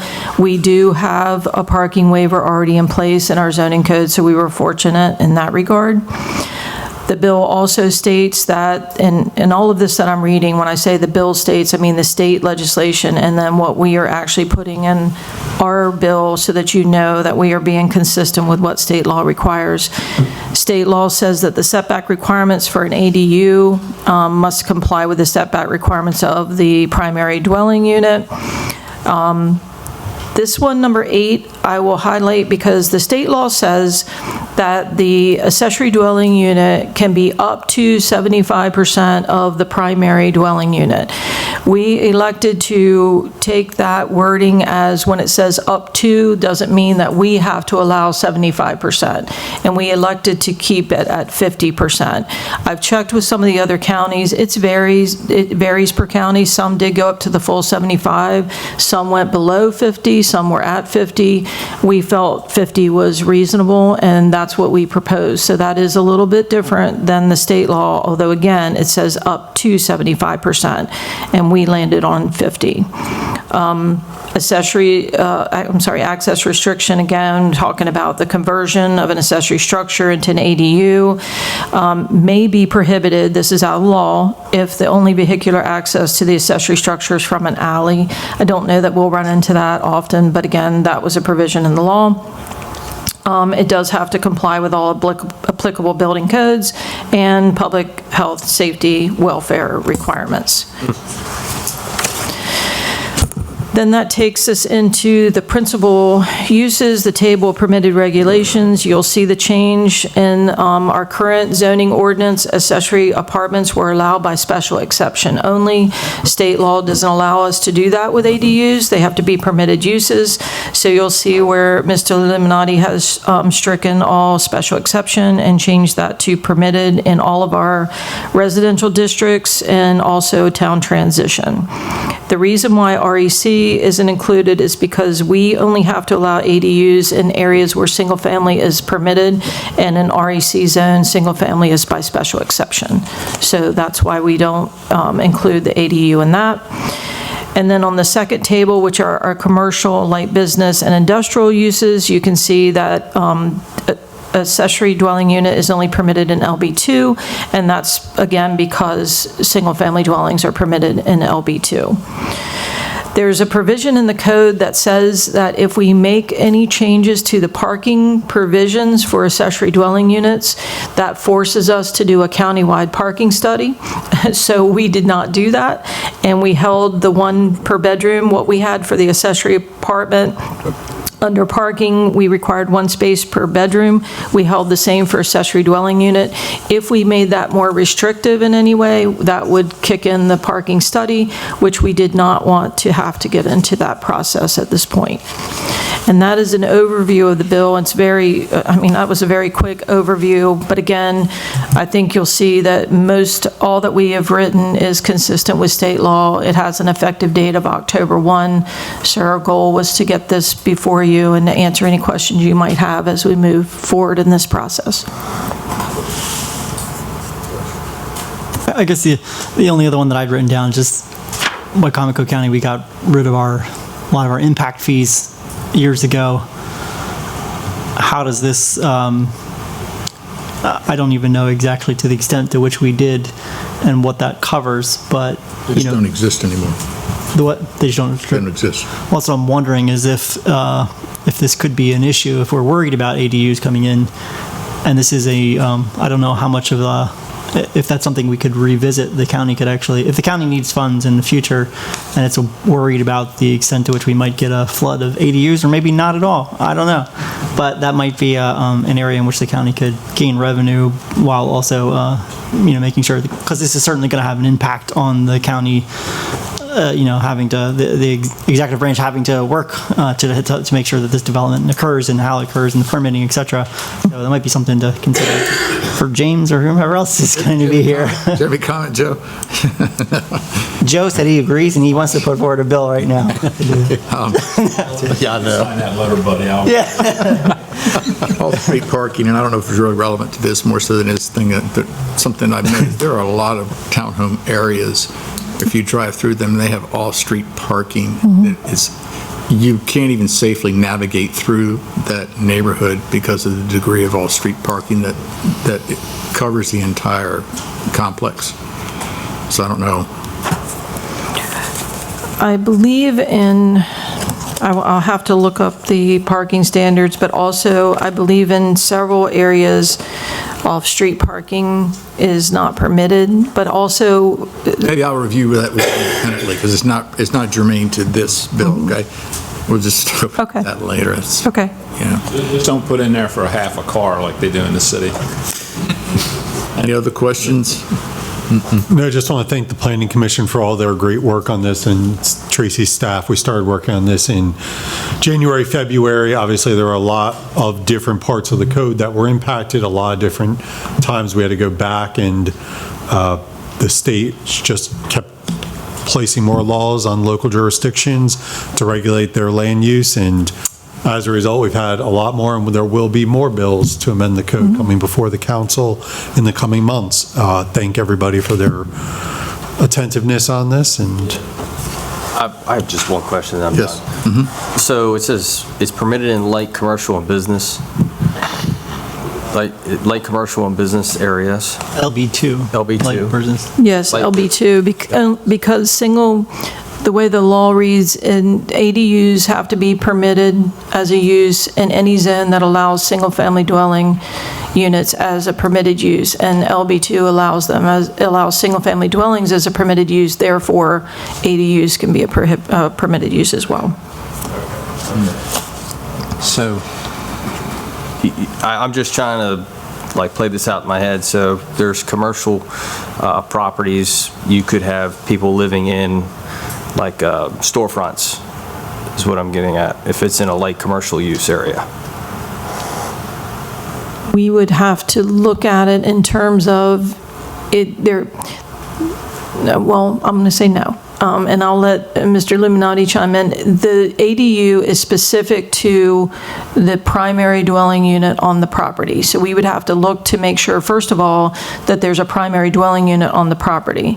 And that is what triggers the allowance of the ADU. So if you're an LB2 and you have a commercial enterprise, that would not trigger necessarily an ADU. I have a question. You said they didn't have to be attached. Correct. Could it be a mobile home that would be? Definitely possible. It could be an RV. Not an RV, because so you got a fine line between a mobile home and an RV. Absolutely. Okay. State law governs a difference between the two. All right. So it could be a mobile home.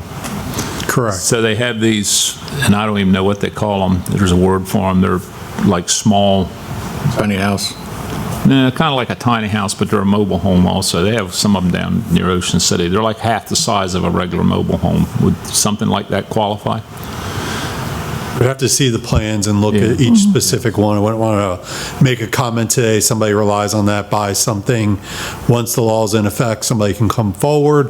But when we were here a year ago, and maybe not even that long ago, with amending the standards for mobile homes and manufactured housing, this is part of the state administration's multi-phased approach to affordable housing.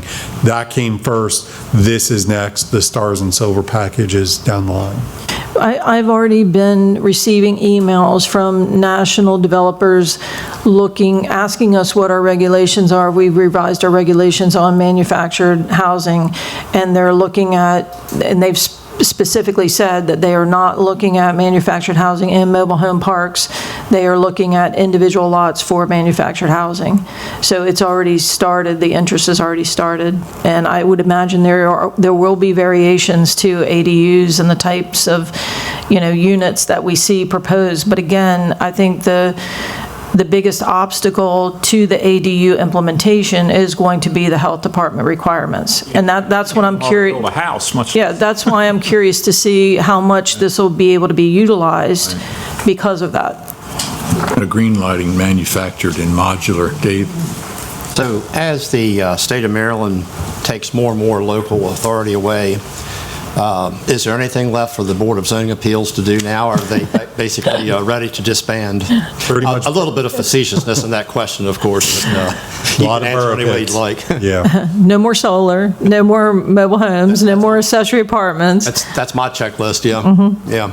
Having sat there for quite a few years, I'm just wondering, I'm sure there's some things left, but anyway, just to make a point, and since we have a few delegates sitting in the audience. Josh. First of all, great work taking a very complicated law and putting it into more simple terms for the county. The only other question I have is just, what about is there a requirement as far as fire suppression for ADUs? Does that have to also occur within these, especially if they're 50% the size? So I believe we drafted in the legislation that has to comply with all other codes, building codes, it would be fire safety, everything. I don't know the specific requirement for fire suppression. It would depend on the structure itself and how Mr. Cambarn reviews it with respect to the fire safety code, but it does have to adhere to the code. And what that level of fire suppression might be, I don't know. It depends on the structure. All those in favor of the introduction of legislative bill 2026-08, say aye. Aye. Opposed? Motion is carried. Legislative bill 2026, the introduction of legislative bill 2026-08 passes unanimously. we can have a public hearing on August the 18th at 10 a.m. Thank you, Mrs. Hurley. Thank you, Mr. Illuminati, Ms. Taylor. Thank you very much. Thank you. This time, we open the floor for public comments. If you have any comments you'd like to make, come to the podium, please state your name, your county of residence, and your concerns.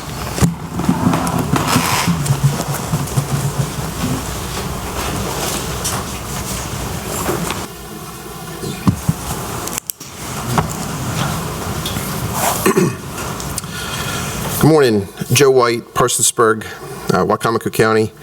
I appreciate that you had Laurie Carter and Charles Smeckel here today for the work session.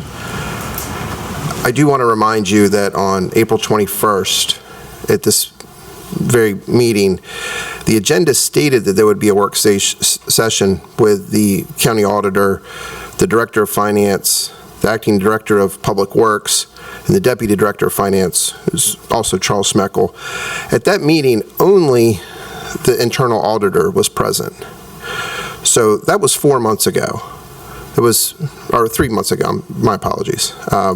So we talk about time, and Vice President Merritt, you stated on June 16th that you wanted to have this wrapped up by November, and I understand your calls for wanting to have a deadline.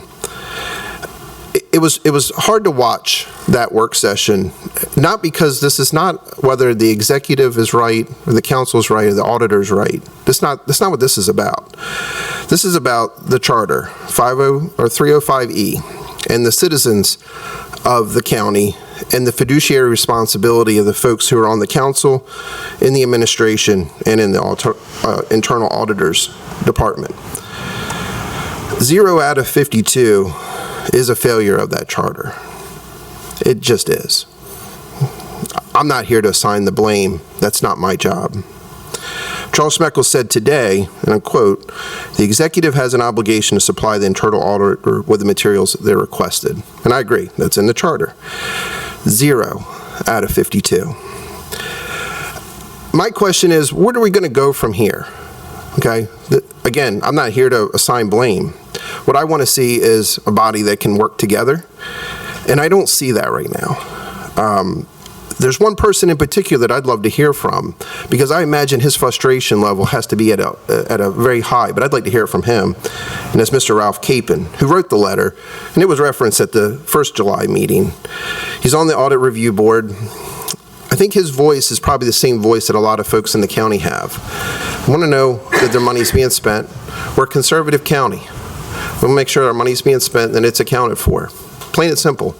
So we either get results or we don't, but that's where we're at. Thank you. Thank you, Mr. White. Any other public comments?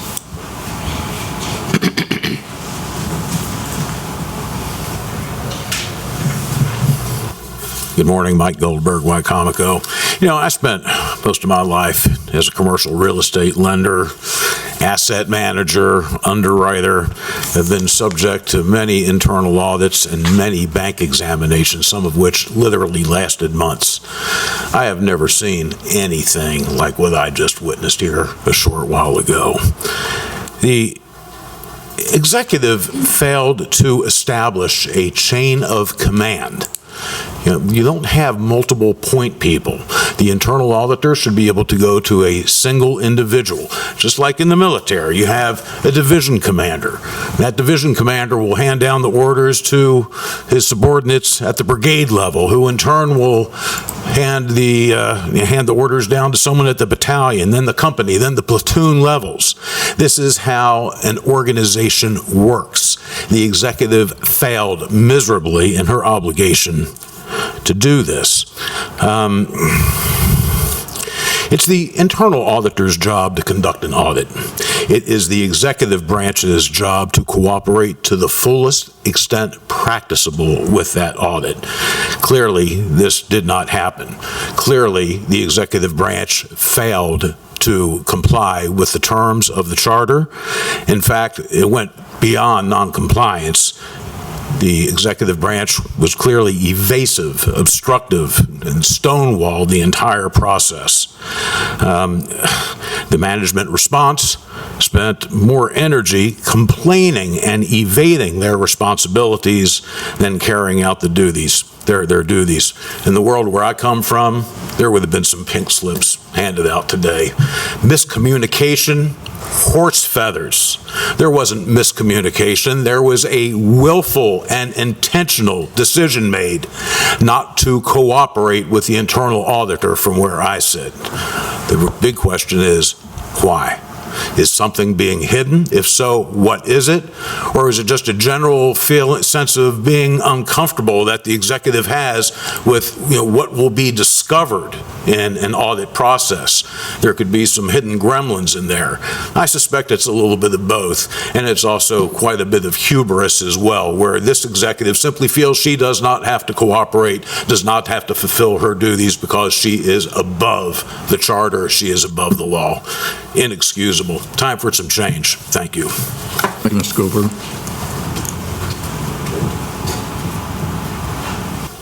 Any public comments?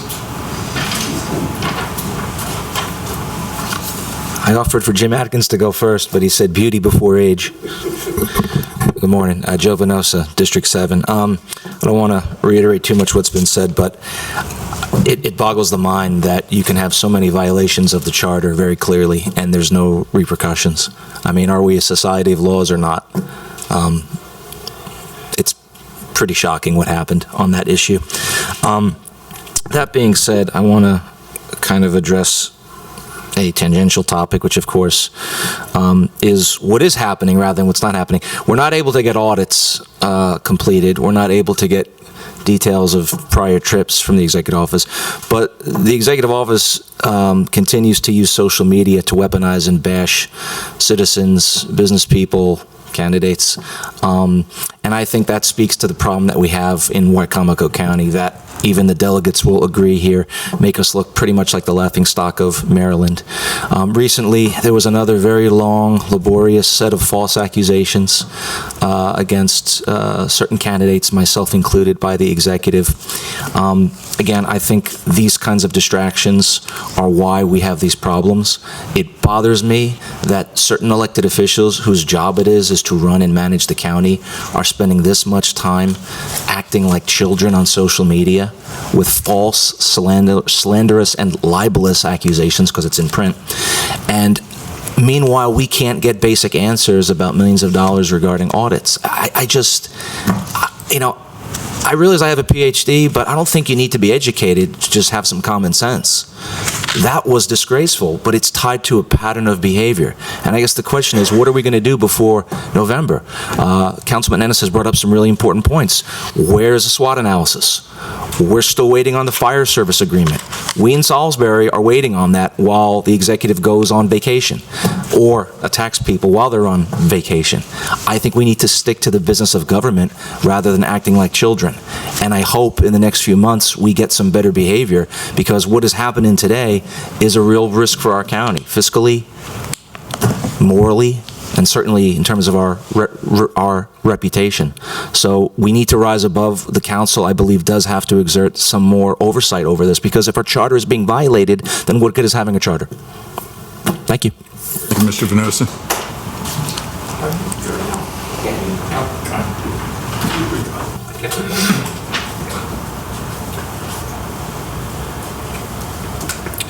Jim Atkins, District 2, Wicomico County. I want to talk about my new favorite subject, data centers. I hope we're going to be discussing them in the very near future about what's going on with this. Fredericksburg had a meeting last night concerning their data center. I was not able to attend that because I was in Nanticoke attending a watershed meeting concerning the water and the quality in Nanticoke, which at that point in time felt a little more important. But a couple weeks ago, I did attend a city planning meeting where the public was not allowed to speak because the chairman had decided that he'd heard enough at a previous meeting and didn't need to hear any more. They were going to decided at that point in time that they were going to form a committee with the city and the county, and I hope Ms. Taylor, they have, and gotten something started. Because I walked out of that meeting with the distinct impression, there's a data center coming to the city of Salisbury. Everybody talks about you can't do moratoriums and you can't do this and that because the state might override you. So maybe you're afraid to do that. But you can do some things. You can put limits on the amount of water that a business uses. You can put limits on the amount of noise that a business creates. The county does not have a noise ordinance, as I hope some of you are going to address in your council meeting, council comments concerning the dog kennel in Sharptown. That we'd had a noise ordinance, what happened in the past week may not have happened to begin with. So there are ways to kind of sidestep some of these things. But I would ask at the very minimum, we get a moratorium. There's something going on, and there's a groundswell in the country. And I listened to a United States Senator this morning talking about the Senate moving forward with a bill that these data centers, federal law, will have to generate their own electricity, will have to have noise limits, will have to have EPA regulations on the emergency generators that run if they use electricity. So there's certainly some things that the county can do. And I would ask that the county, please, the council, get a work session together. Let's get ahead of this, be proactive and not reactive. Thank you. Thank you, Mr. Atkins. Any other comments? Seeing none, council comments. No? No, go ahead. I don't have it. No, I'll go. Your turn. All right. I hope everybody's having a great summer. As Mr. Atkins said, there was a large animal seizure up in Sharptown at a kennel. Huge thanks to the Humane Society, the Sheriff's Office, the County Animal Control, City Animal Control, and all the volunteers that participated in this effort. This situation did not happen overnight. I've been working on this since February of 2023. Animal Control has been out there 6 times. The property owner's been cited 4 times, failed to show up in court once, found guilty twice, and was given a $50 citation. I think parking tickets are almost that much. I sat for 3.5 hours in this room on a special exception hearing where the property owner admitted to having between 40 and 60 dogs on the property. She was denied a special exception. Things continued. We were denied access to the property, given a bunch of excuses why no action could happen, and it ultimately resulted in what we saw the other day.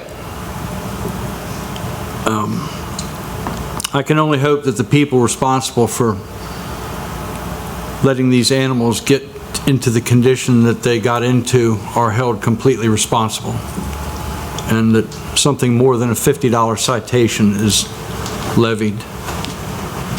And I'm hoping that whatever license that she had is taken away permanently. She has no business owning a dog, cat, or anything else. On a good note in Sharptown, July 30th, the carnival opens. It's their 100th anniversary. That is a milestone. I encourage everybody to come out and enjoy fun, family entertainment, carnival rides, oyster sandwiches, funnel cakes, all that good carnival stuff. So, it's carnival season. Very good. That's all I got. Dave? No. The only thing I would say is, Ms. Hurley, we have a work session on the AI centers. Is that the first meeting in August? Is that correct? Yeah, that will be August the 4th. Yeah, we'll have that on the 4th, Mr. Atkins, so you're aware of that. And I'd like to thank the Humane Society for their work in helping the Sheriff's Department with these animals that were recovered. They literally closed the Humane Society's doors so that their entire staff could go out and assist the Sheriff's Department with this. So we're lucky to have them there, and it always serves a really great purpose, especially in those unfortunate circumstances. Entertain, let me see, I'm going to entertain a motion to adjourn so we can go to open work sessions. Second. All those in favor say aye. Aye. Opposed? First open work session that we have is proposed legislation to decouple the sale of liquor from restaurants. Everybody's familiar with this. You've heard it before. We're lucky to have Delegate Adams here with us today. He agreed to help us maneuver through this year. Good morning, President Cannon, County Council. Good morning. Happy to be here. Thank you for being here. Sure. What we're trying to do is revisit this. I think it was probably one of the easiest pieces of legislation to work through the state of Maryland in this last session, which failed miserably. Just so that the public understands, it's a very simple premise. We have 3 licenses that are issued for liquor, and Wicomico County still says that you have to have a restaurant in order to sell a bottle of liquor, and it's an antiquated law. We tried to remove it. I think there were some special interest groups in Annapolis that got confused by it. I'm not sure some of them even read it, the bill, in discussions that I may have had. And again, I wanted to revisit this, and thank you for being here, Delegate Adams, because I want to get out ahead of it this time, very simply, to make it as simple as it can possibly be, make sure it's cross-filed or whatever you understand has to be done. So I will, do you have any comments or questions that you'd like to make?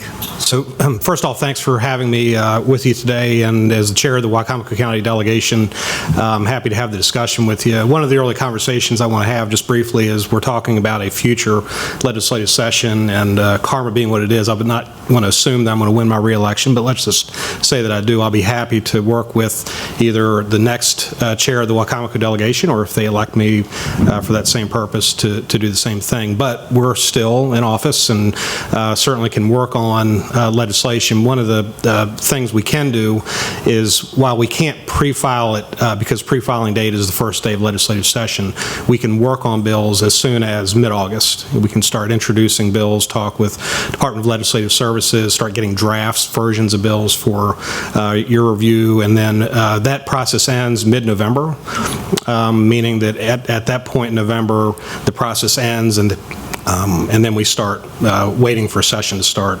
So the only other point I'll make is, while this current council can work on legislation, the bill will not have a hearing until what we call Alcohol Bill Day, which is the series of bills that show up on a certain Monday in the month of February or March. So, there's certainly time to do what it is you're wanting to achieve as a council, and at the same time understanding that the process will involve different people, different legislative capacities potentially.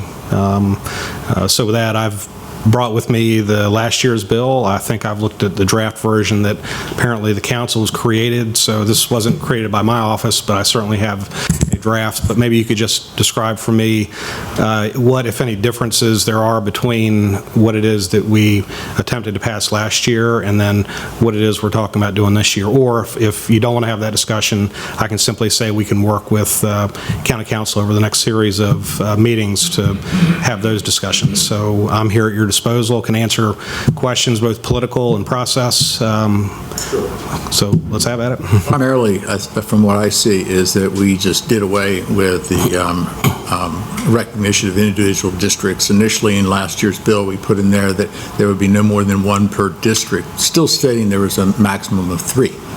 But because we chose to put in there a clarification that they would be spread out and not all in one district, when we said there would only be 1 to 7, nobody could seem to get it through their head, and everybody thought we were going to have a minimum of 7 liquor stores in Wicomico County. That's the only thing I can think would happen. So we withdrew that entirely. Okay. And we kept the minimum square footage, but I still find this probably one of the most convoluted bills I've ever read, Chris. I don't know. If I tell you that I want to decouple restaurants from a liquor store, please do me a favor and have your people rewrite it however you may choose that makes this happen, in addition to adding the minimum, I think it's 35, what was it? 3,500. 3,500 square feet. That's all we're looking for. Decouple a restaurant, 3,500 minimum or maximum square feet. That's it. Am I right? I mean, we all pretty much, for who voted for it, I think we were all in agreement on those two issues. And we did specify that there's a total of 3 licenses. Yeah, so that's already established. I believe that's established in other legislation. But there was nonetheless, there was concern, so we made sure that that is there's new language in there. That Right. So that's the long and short of it. Yeah. So, Mr. Duval and I, the attorney for the Board of License Commissioners, had certain discussions, and it was somewhat interesting, the nuance behind having a certain number of dispensaries per councilmanic district, and I will argue that that was a complication of some magnitude. Now, it got out of the Senate and reached the Senate floor, but if that's no longer in the bill, I would say that over the years, I've talked to Richard multiple times and believe that the Board of License Commissioners has the authority and also the discretion to be thoughtful about where, license holders can locate and other parameters that Board of License Commissioners has. So I would trust that process without the need of the councilmanic districts. Okay. And I know that in some instances of what I'm not familiar with, a lot of times you have to work with what you have, and that may be why this turned out to be so complicated. I'm not quite sure. Mr. Benson, you have a take on that? No. I mean, the document that's before council was last year's bill that Mrs. Hurley was able to convert to a Word, and the only change we made was to remove that sentence about the councilmanic districts. This is the draft that the legislature came up with, absent that one sentence. Okay, I just want to give you a clear bill of health on that. Just for clarification, though, we did change the date from July 1st, 2026 to July 1st, 2027, just to make that clear. So that's what we have. And we also recognize the fact that you could have a new council that come in on December, first meeting in December, and send you a letter saying, we don't want to do this anymore. So, right.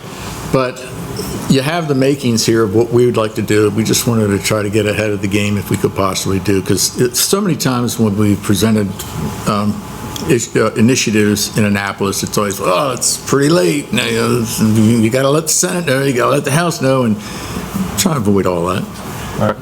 Bills can be reconciled. I will opine. I'm not going to, I'll give you what it is you ask for, and if you say hold off, I'll just stop. But having served for 12 years, I've seen, well over 700 or 800 local liquor bills passed, both in my committee and now they've moved it to a different committee. But the point is, these bills are normally 35, 40-second hearings. I've said this before, and they are non-controversial in the sense that there is broad local support. And so the bill hearing reads and looks a lot like okay, here's a quick read of the bill, and it's supported by the local jurisdiction. And so what I will, share with you is that during the bill hearing, both in the House and I assume the Senate, although I didn't pay attention to the Senate bill, is that there was opposition.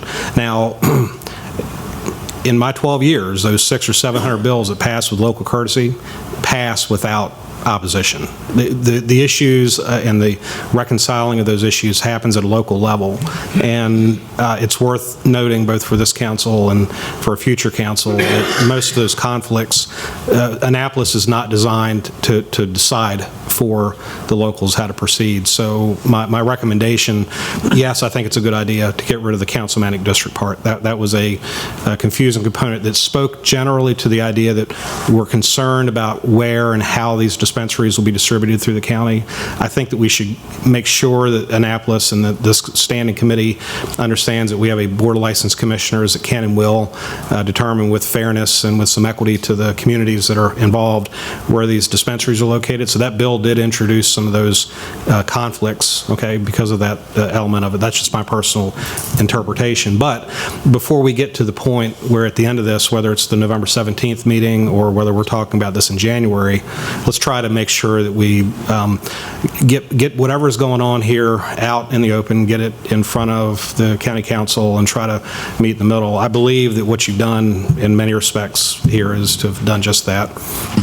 I sat with the business owner that is here locally and understand generally, because I live in the Hebron area and do business with that Nanticoke dispensary and understand the idea behind why is the, a restaurant that struggles, and I've seen it struggle for all these years, connected to a liquor store. And so I generally get that concept. But by the same token, I have an open ear and communicate with the liquor dispensary board, right? So, I've heard their side as well. The point being is that I think if we get everybody together so you don't have conflict when session comes, I believe that to be a worthy endeavor during this next handful of weeks and months for sure.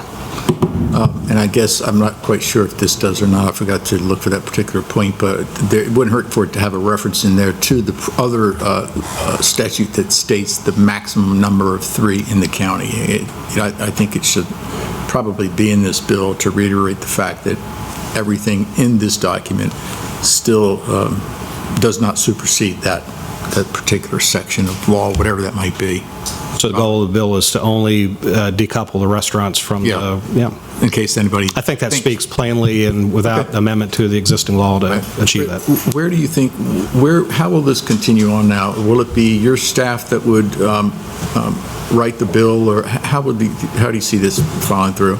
So we have the Department of Legislative Services. That's the body that exists between the House of Delegates office building and the State House that does all the work for us. They're the lawyers, the professionals, and they will draft the legislation. You should know there are 2 versions of that bill that related to the councilmanic districts. That was not the easiest thing to get through, but the point is that this bill appears to be free of that complication, and we could probably have a version of something for you to look at. Why don't I just commit to at some point in September, if that's the wish of the council, to look at. It'll be a draft. It'll be, but it'll be this with some degree of legislative input.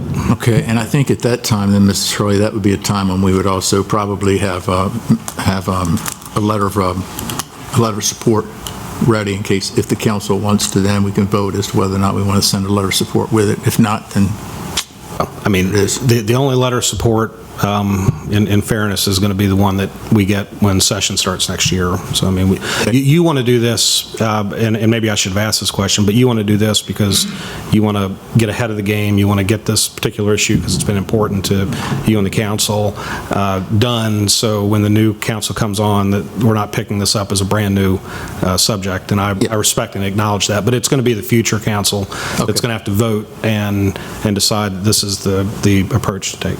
That's fine. That's fine. Makes perfect sense. We just, as you say, we are only trying to get out ahead of it because that seems to have always been the hindrance in the past, really. Done this with Talbot and Dorchester County on bills, and you start early, get it out of the way, and the only thing that's different is this is an election year, and and to that point, thank you for your service and everyone on the county council. I know there's going to be a lot of change potentially, and I've enjoyed working, John, with you, and certainly over the years with the multiple different folks that have been part of the council.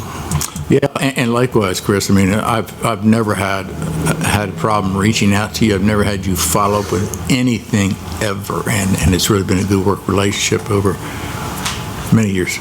Yeah. That's Betsy Hamilton. That's my legislative assistant. She takes all the credit for running that office. She's great. She's good. But it's been an enjoyable relationship. Yeah. I've really enjoyed. Thank you. Thank you. Any other comments from anybody? Questions? All right. No. Thank you for taking the time. Thanks for having me. So we will take a recess. What is the Board of Ed? 12:30. 12:30. We're going to take a recess for half an hour. Thank you. Thanks.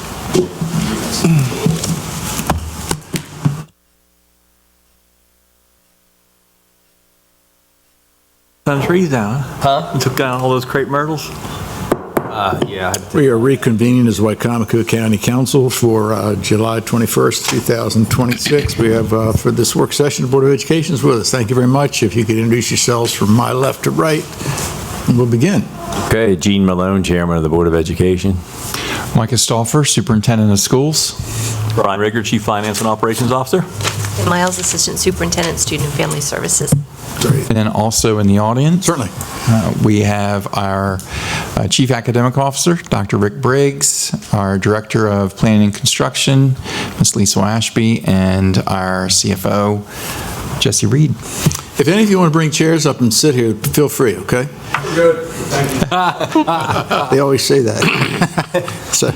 So you have an agenda in front of you. Many of the items are items that the council wanted a little bit of information on today. And I always get asked this time of year, how's your summer going? You know, what do you guys do during the summer and that type of thing? And to put it in perspective, we have 10 weeks to wrap everything up from 25-26 and plan for everything and get it ready to go and implemented for 26-27. So that's what we're in the middle of doing right now. We're excited, ready to have a great school year and a great start. So thank you all for the opportunity to be here today and speak with you. First item was something that Mr. Cannon and I had an opportunity to spend some time with yesterday. So MANSEFT, as you see there, is the Maryland Association of Non-Public Special Education Facilities.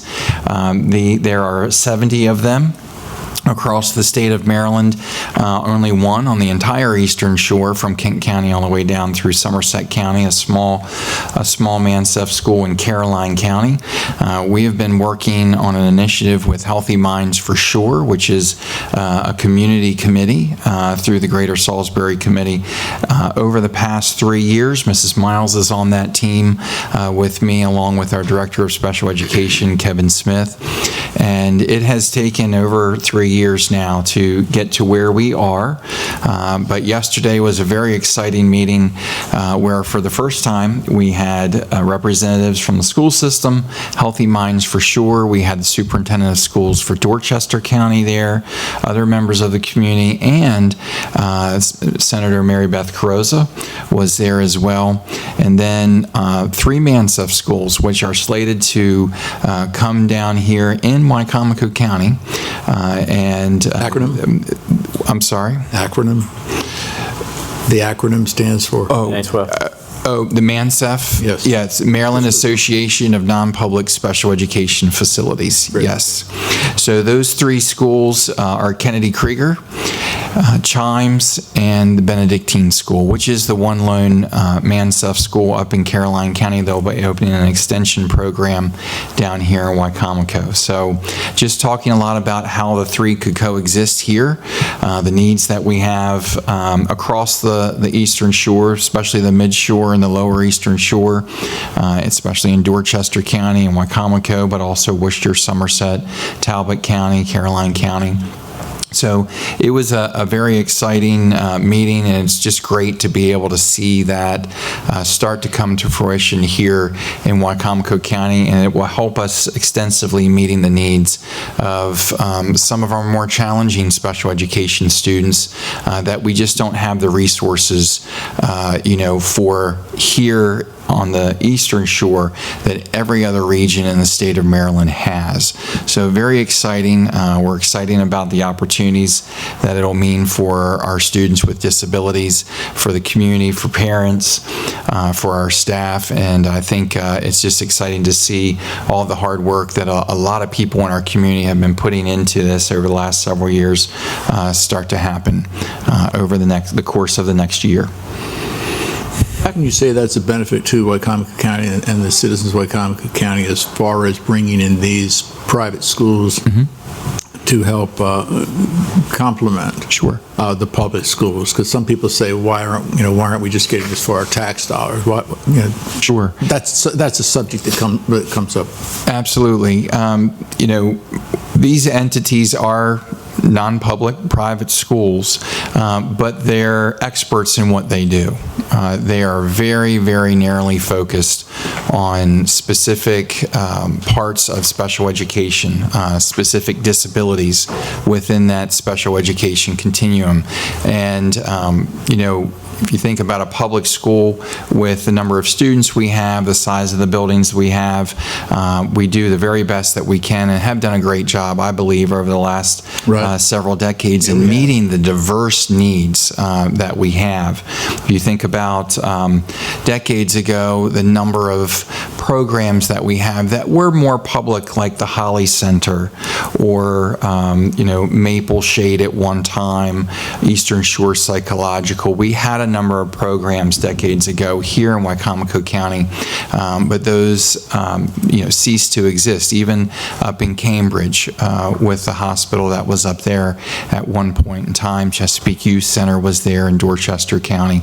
All of those programs or schools have dissipated over the years, leaving really a gap in educating our students with disabilities that the public school system has had to fill.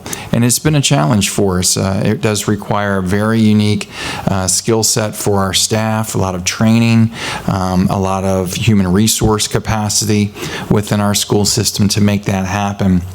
So, these ManSEF schools will come in and we will be looking to them to fill that gap. And yes, the funding for educating those students will come from the public school system to those providers, but then they'll use their expertise that they've honed in on through therapy and all of the other things that they're experts in within educating the students to be able to really do a great job in meeting the needs of such of many of our more challenging and diverse students that we're educating now.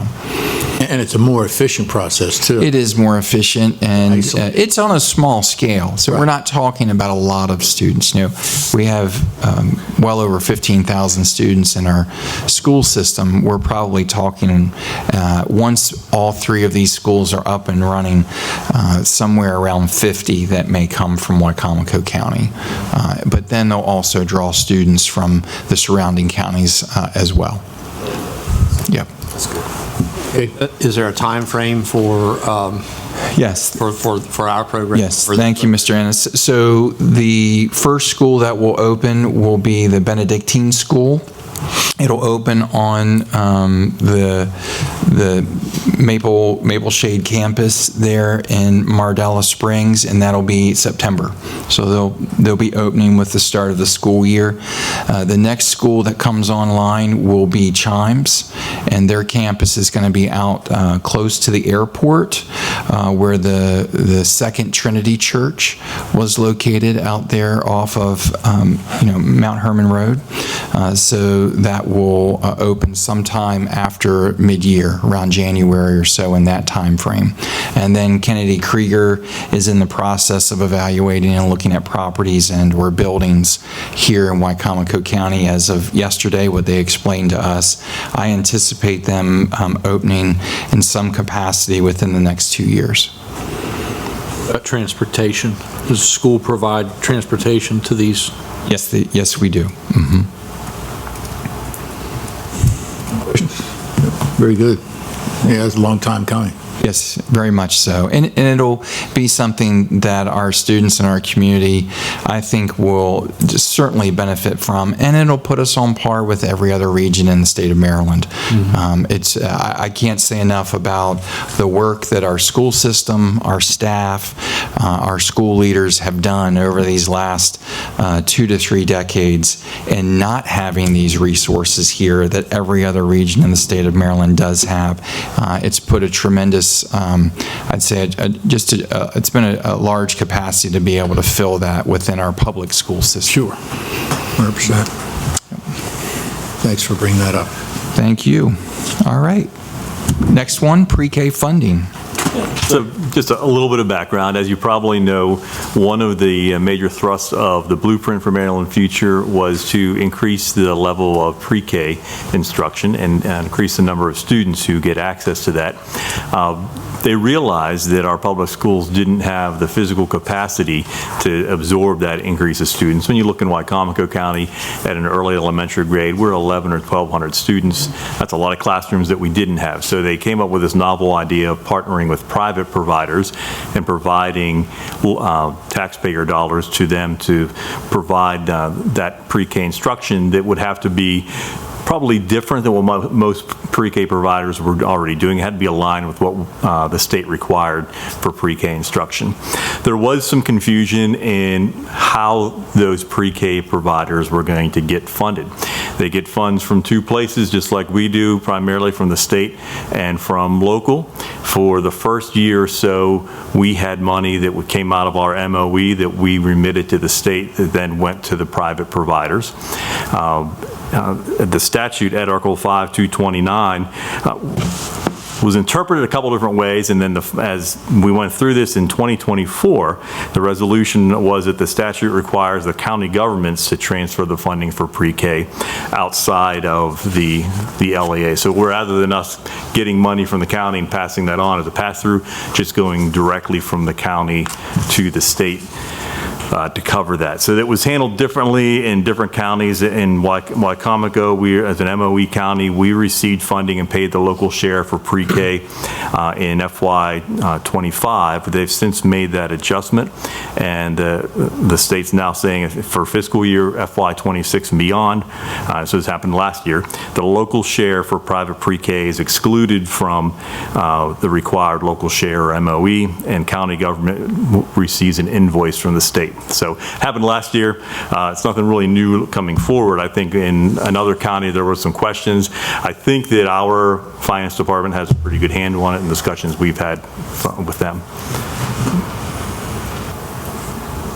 The question I have is, so if you have a daycare center that's been a daycare center that then becomes a pre-K center, the people who are sending their kids there, is there a reduction for those parents, or are the parents still going to be? If they're enrolled in the pre-K partnership, that's done at no cost to those parents. So they basically have an option of using one of those centers. There's only, I think, 3 in the county right now. Okay. It's a lot on them to do it. A lot of, in-home daycares just don't have the facilities that the state would require. I get it. Yeah. It hasn't been as successful, I think, as what they hoped when they wrote the law. Yeah, I think with the way that Blueprint rolled out pre-K, first the private pre-K providers had to be able to meet certain criteria to be able to even qualify to be a pre-K center under the MSDE umbrella. So that was one piece, and only you see there are a few providers that meet those requirements here in Wicomico County. And then the second thing is the students that meet the eligibility requirements for levels of income within the homes that they come from are the next priority that then would go into who is eligible to go into these pre-K centers, and also be provided pre-K through our school system. Any questions on that? Thank you. Yeah, okay. Absolutely. Mr. Malone's going to take the next one with a student member of the board. So I'll give you kind of a brief overview of where we are with that, and then, of course, ask questions if you like. As part of the redistricting of the councilmanic districts and the Board of Ed districts, part of our agreement was to also add a student member to the board.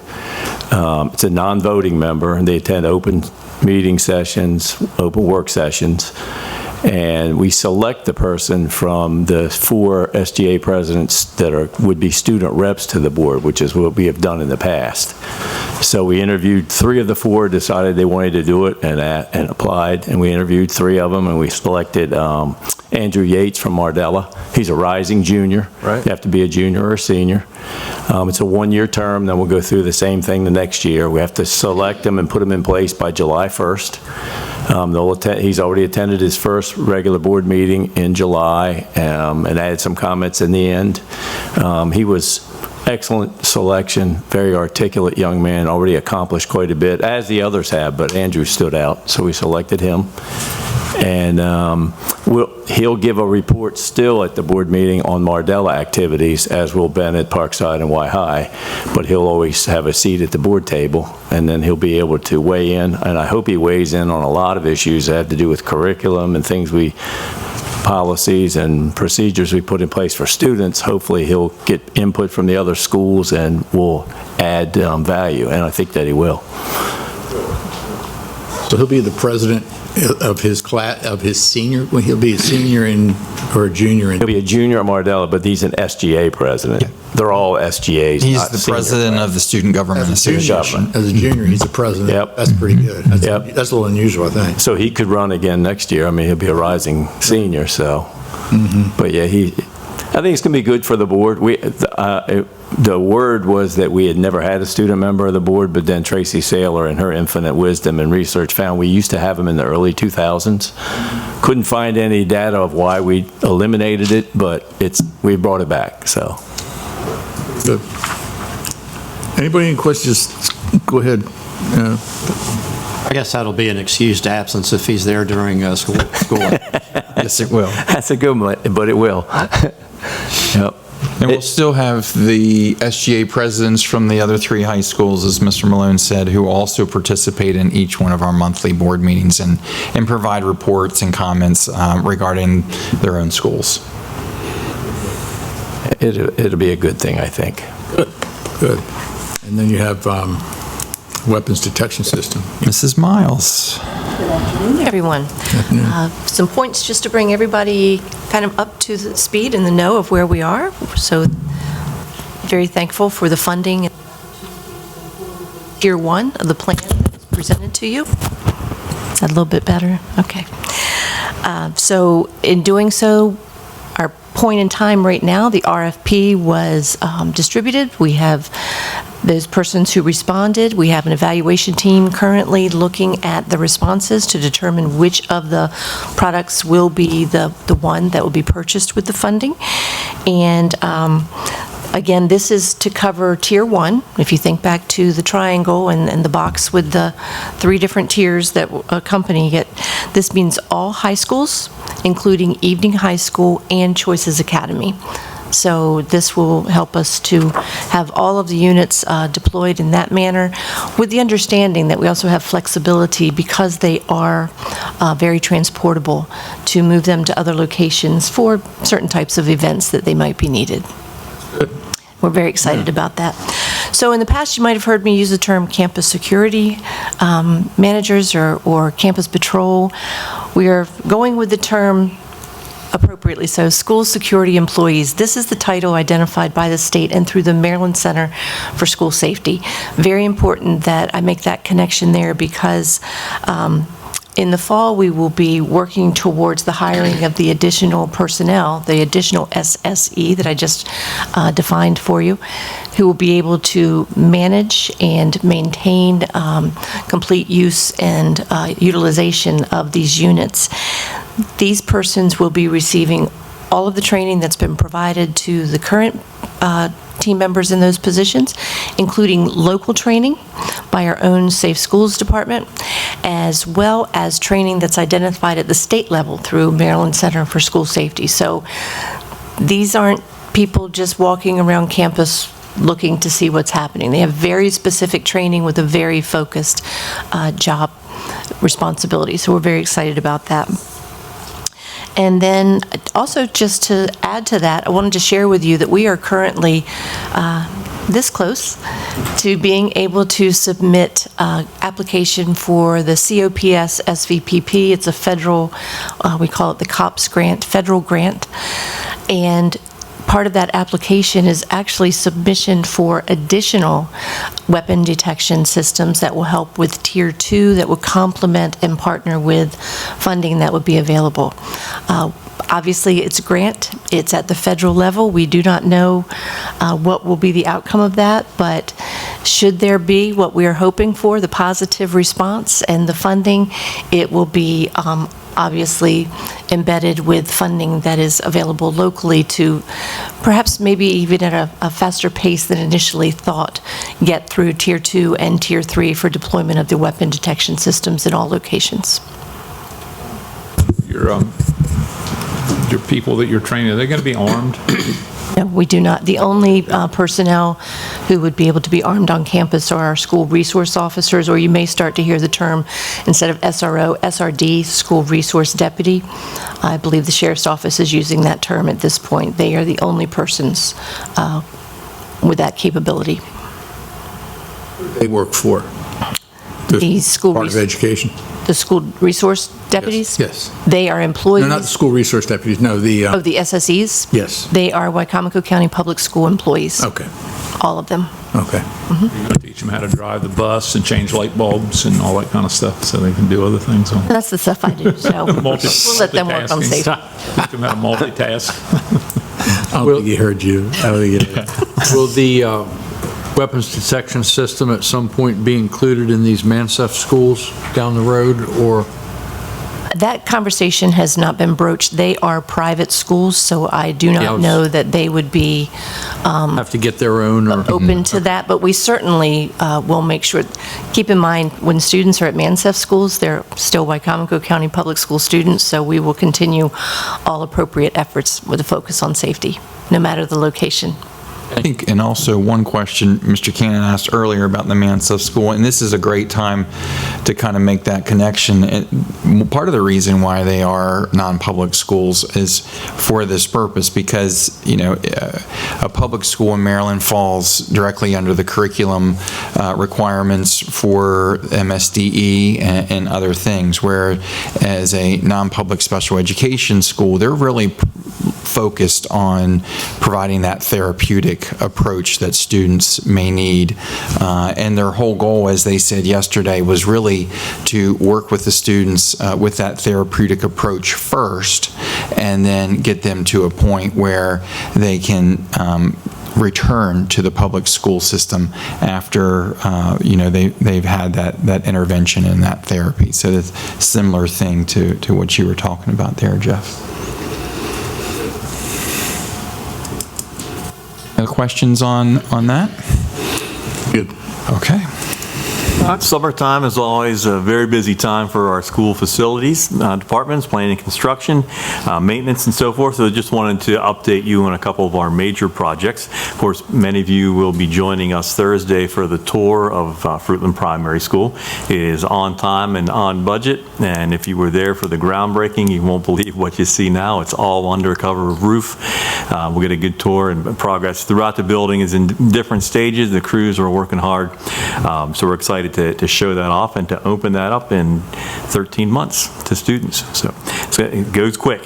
Some other projects we see around the district now at East Salisbury Elementary.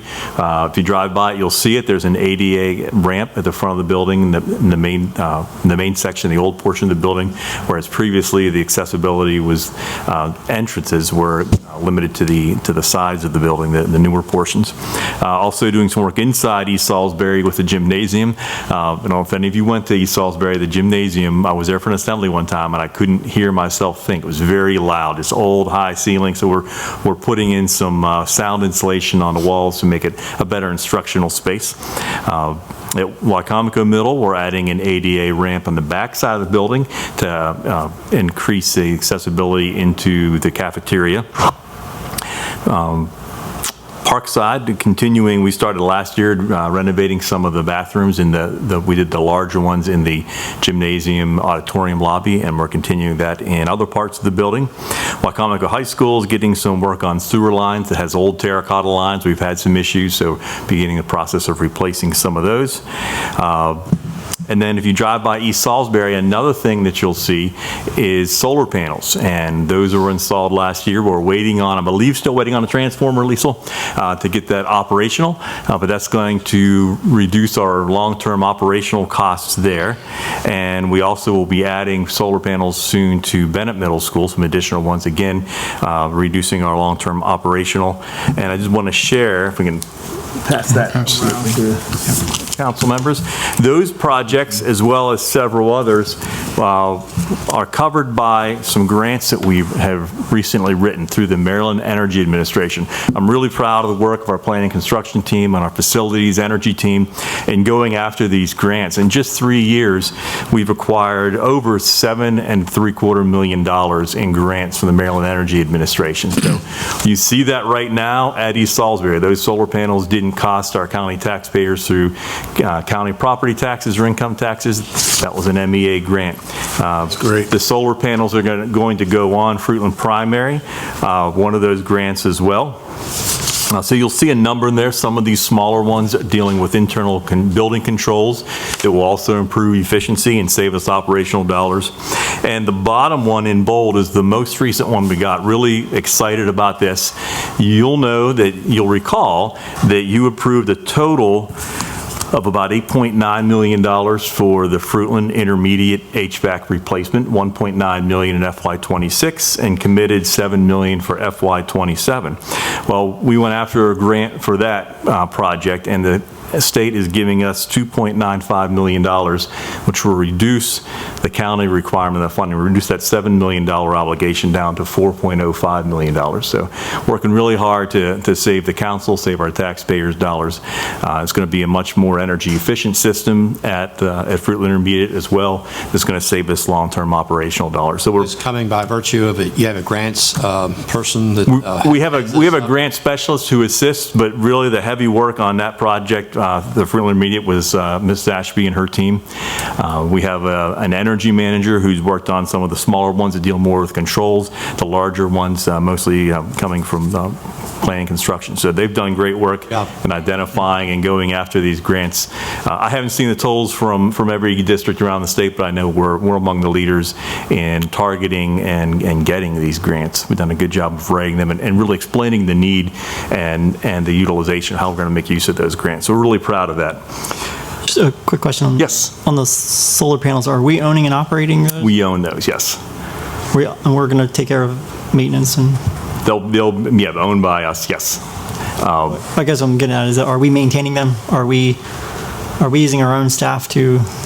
Yeah, we're not hiring out the operation of them. Okay. No. But it could be a tricky area, just it's been brought up many times before. It's just Talbot County had that issue with their big facility, but just making sure that it's one thing to get the money in from MEA and to put them up, but the operating and maintenance part, it can be very complicated if you don't have the right folks to make sure that, that they're being, just like your car has to be maintained, making sure that you have the right folks. So. Yeah. And I think I've probably said it before, but I sit on the school building commission, and the one thing I've learned is that Ms. Ashby saves this county a lot of money, and the Board of Education and the entire group does everything, because everybody thinks that the Board of Education just wants to spend and spend and spend, and they want to build a new school here, another new school there, but I've never seen such an efficiency of operations where every single nickel and dime, they try to cut that in half and save it. It's incredible. And that's what I picked up outside of everything else. That's the one thing I came away with by being on the school building commission. So it was fantastic. I also don't know if I told you when I was at a chamber event, it was during the when Mardella was just finished. I couldn't come to the ribbon cutting. I apologize. But what I would have shared then was I was at a chamber event. I ran into a girl who was at the school. And I said, well, how do you like the school? And I mean, you talk about starting a conversation.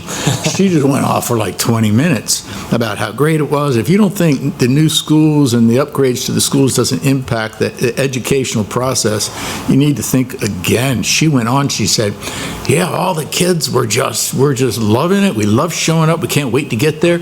And she said, and even the teachers are really thrilled to be there. So I think it's a case where even the teachers maybe don't even realize exactly the fact that it's day-to-day, the doldrums they may get in, but that's what a new school brings to everybody across the board. So that's important for everybody to understand, and that starts with each of you as well. So Thought I'd just throw that in. Well, thank you. It's a great team, and Lisa leads a wonderful team, and she'd be the first to say it's a team effort, I know, but it starts with her leadership, and we appreciate all of that. And you're right, there is a lot of funding involved, and I am very pleased with the pattern and the flow of our capital projects that we've been able to do over the past number of years. In recent years, I think it makes a huge difference. I don't think we realize, just sit in a hot church on a Sunday morning and try to get something out of that message, right? Now imagine when you're in a classroom with 25 other students and the teachers in that classroom for 7 hours a day, and how much you get or don't get out of that instruction when the classroom may not be adequate, or the HVAC system may not be adequate, or whatever it may be. So we appreciate it, and it does make a big difference, and it really helps with the morale of our staff and our students and community. All right, thought I'd just throw that out there. Thanks. And segueing then to number 7, capital improvement plan. As you will know, our next major project in our capital improvement plan is a replacement Wicomico Middle School. I'd like you to think for a second. Wicomico Middle, the major portion of the building was built in 1931. And how great would it be 100 years later to be breaking ground and working towards that construction of that new school. And the first step to get us there would be getting a piece of property, because we've done the scoping study and feasibility. That what easily rose to the top was a new school on a new site. And what we would like to suggest, when we had the conversation with the county executive and finance director 2 weeks ago, is we're always working hard on saving money. That $2.95 million grant at Fruitland Intermediate, that's $2.95 that comes out of that $7 million obligation that you all made. We would request consideration that those funds be used for the purpose of land banking to identify and purchase property, so that when we're ready to move forward with state funding, capital dollars for Y Middle, we have property.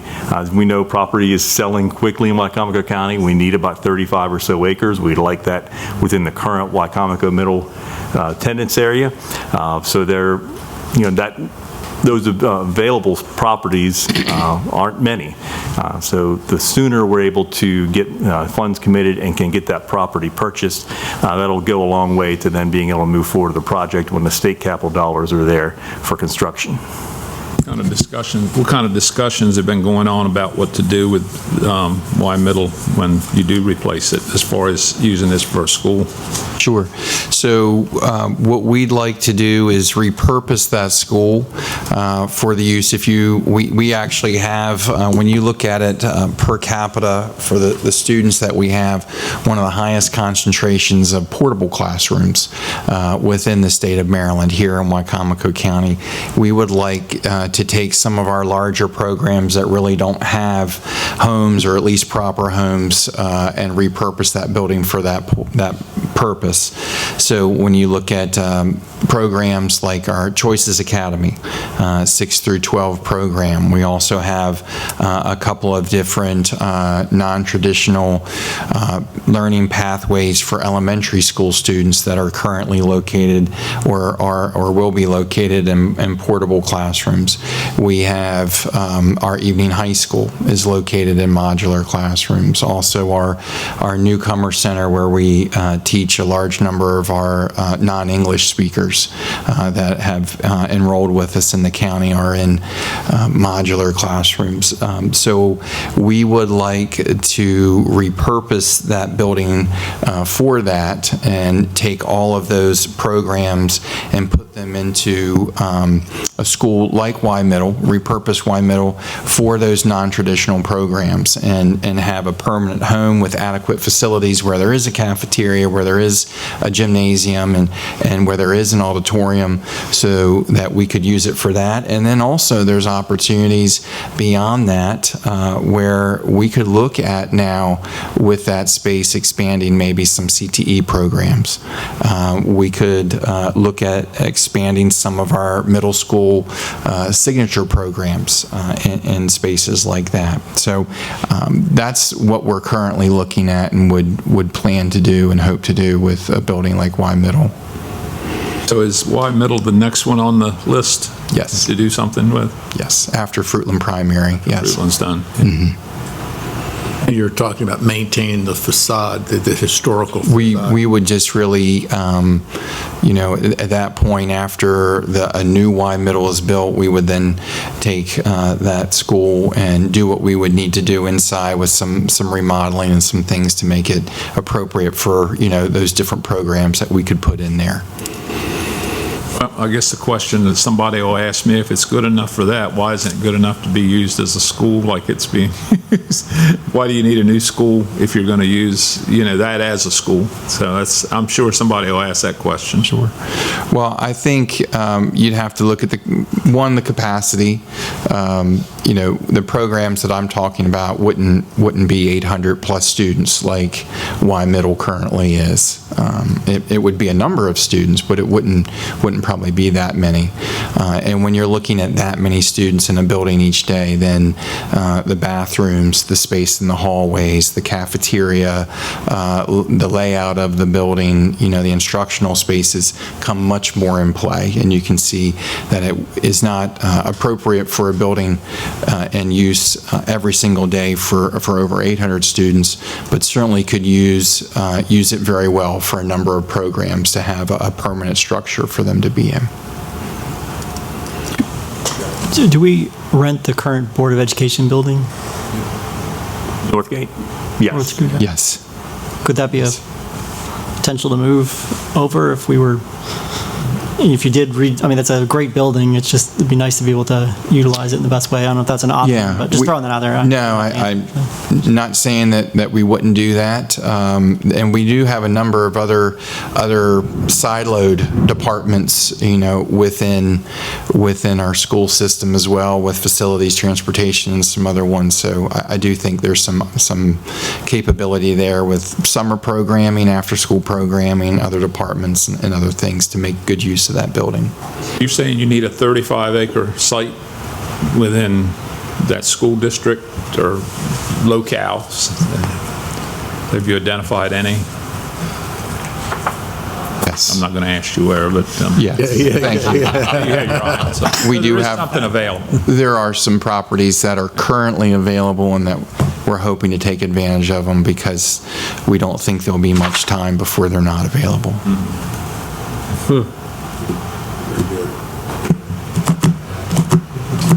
Any other questions? If we were looking at, back to your point, Brian, the 2.9 million and basically utilizing that for the land banking purpose, then what would be the time frame for that to happen? It would probably be in next budget season then, or? We would be moving in the current fiscal year. We had done an RFQ for a short list of companies to provide real estate services, so we would select one of them who would then go to work in identifying property, and we'd be able to move. You can start moving on it? Yes, sir. Okay. So you'd be looking for that within the next month?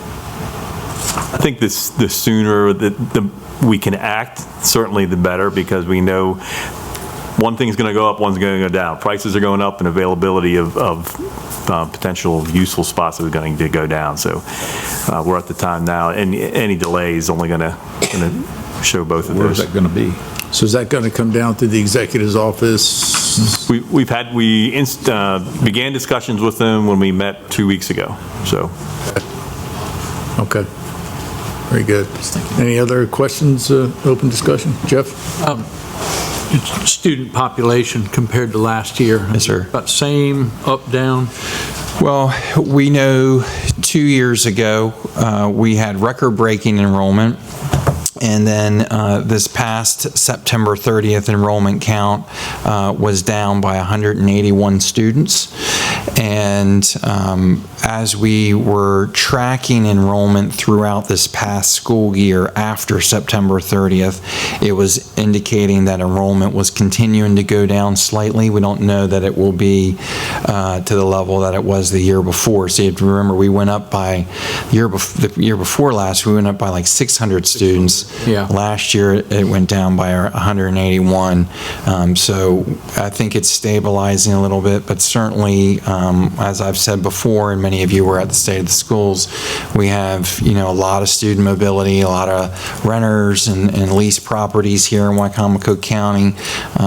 We do have a number of students that are coming to us with, needing English as a second language. And so there are just a number of things that fluctuate our enrollment quite a bit. But we'll definitely know by September 30th where we stand, but looking at it possibly either staying the same or maybe going down slightly, but we'll see. What about the teachers?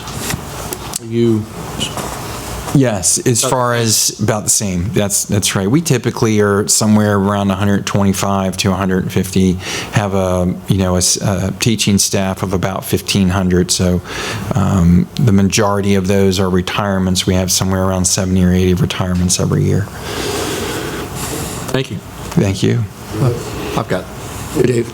I seem to recall there was a list, it might have been at our last quarterly or the one before, there were quite a few counties had not come in compliance with the 60,000, I think it was, and I'm just curious as to know whether, I know Wicomico had accomplished that, and I'll frame that also as a general question with Blueprint, that in particular, has the rollout kept at the same pace that the state might have expected? Has it slowed down? Has there been some resistance? And then putting it also in framework of Maryland funding is, in pretty dire straits, I guess you could say. I think, all of the above a little bit. As far as I know, every county made that I don't know. level They of salary. So, I think there were some that were, in the middle of negotiations and working to get there. But as far as I know, every county in Maryland has at least that minimum starting salary.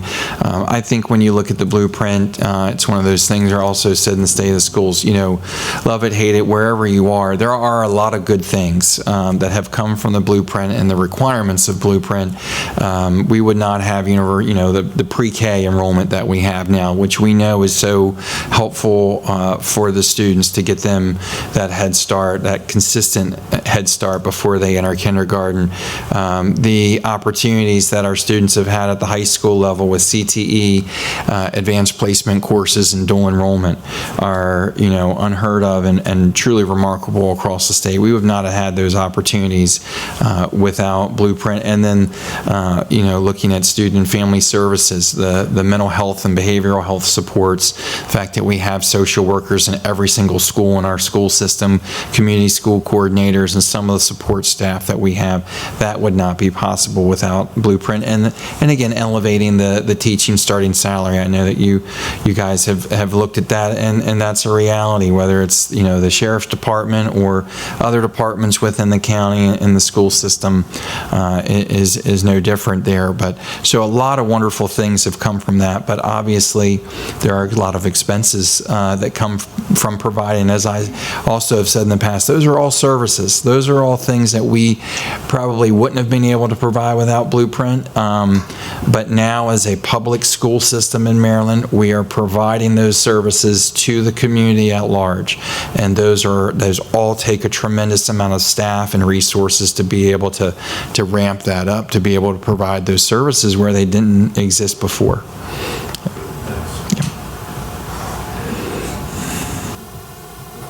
Thank you very much. Appreciate you being here today. Absolutely. Setting Love the it. agenda. Appreciate it very much. Thanks for your support. Thanks again. Entertain a motion to adjourn. So moved. Second. All those in favor? Aye. Opposed?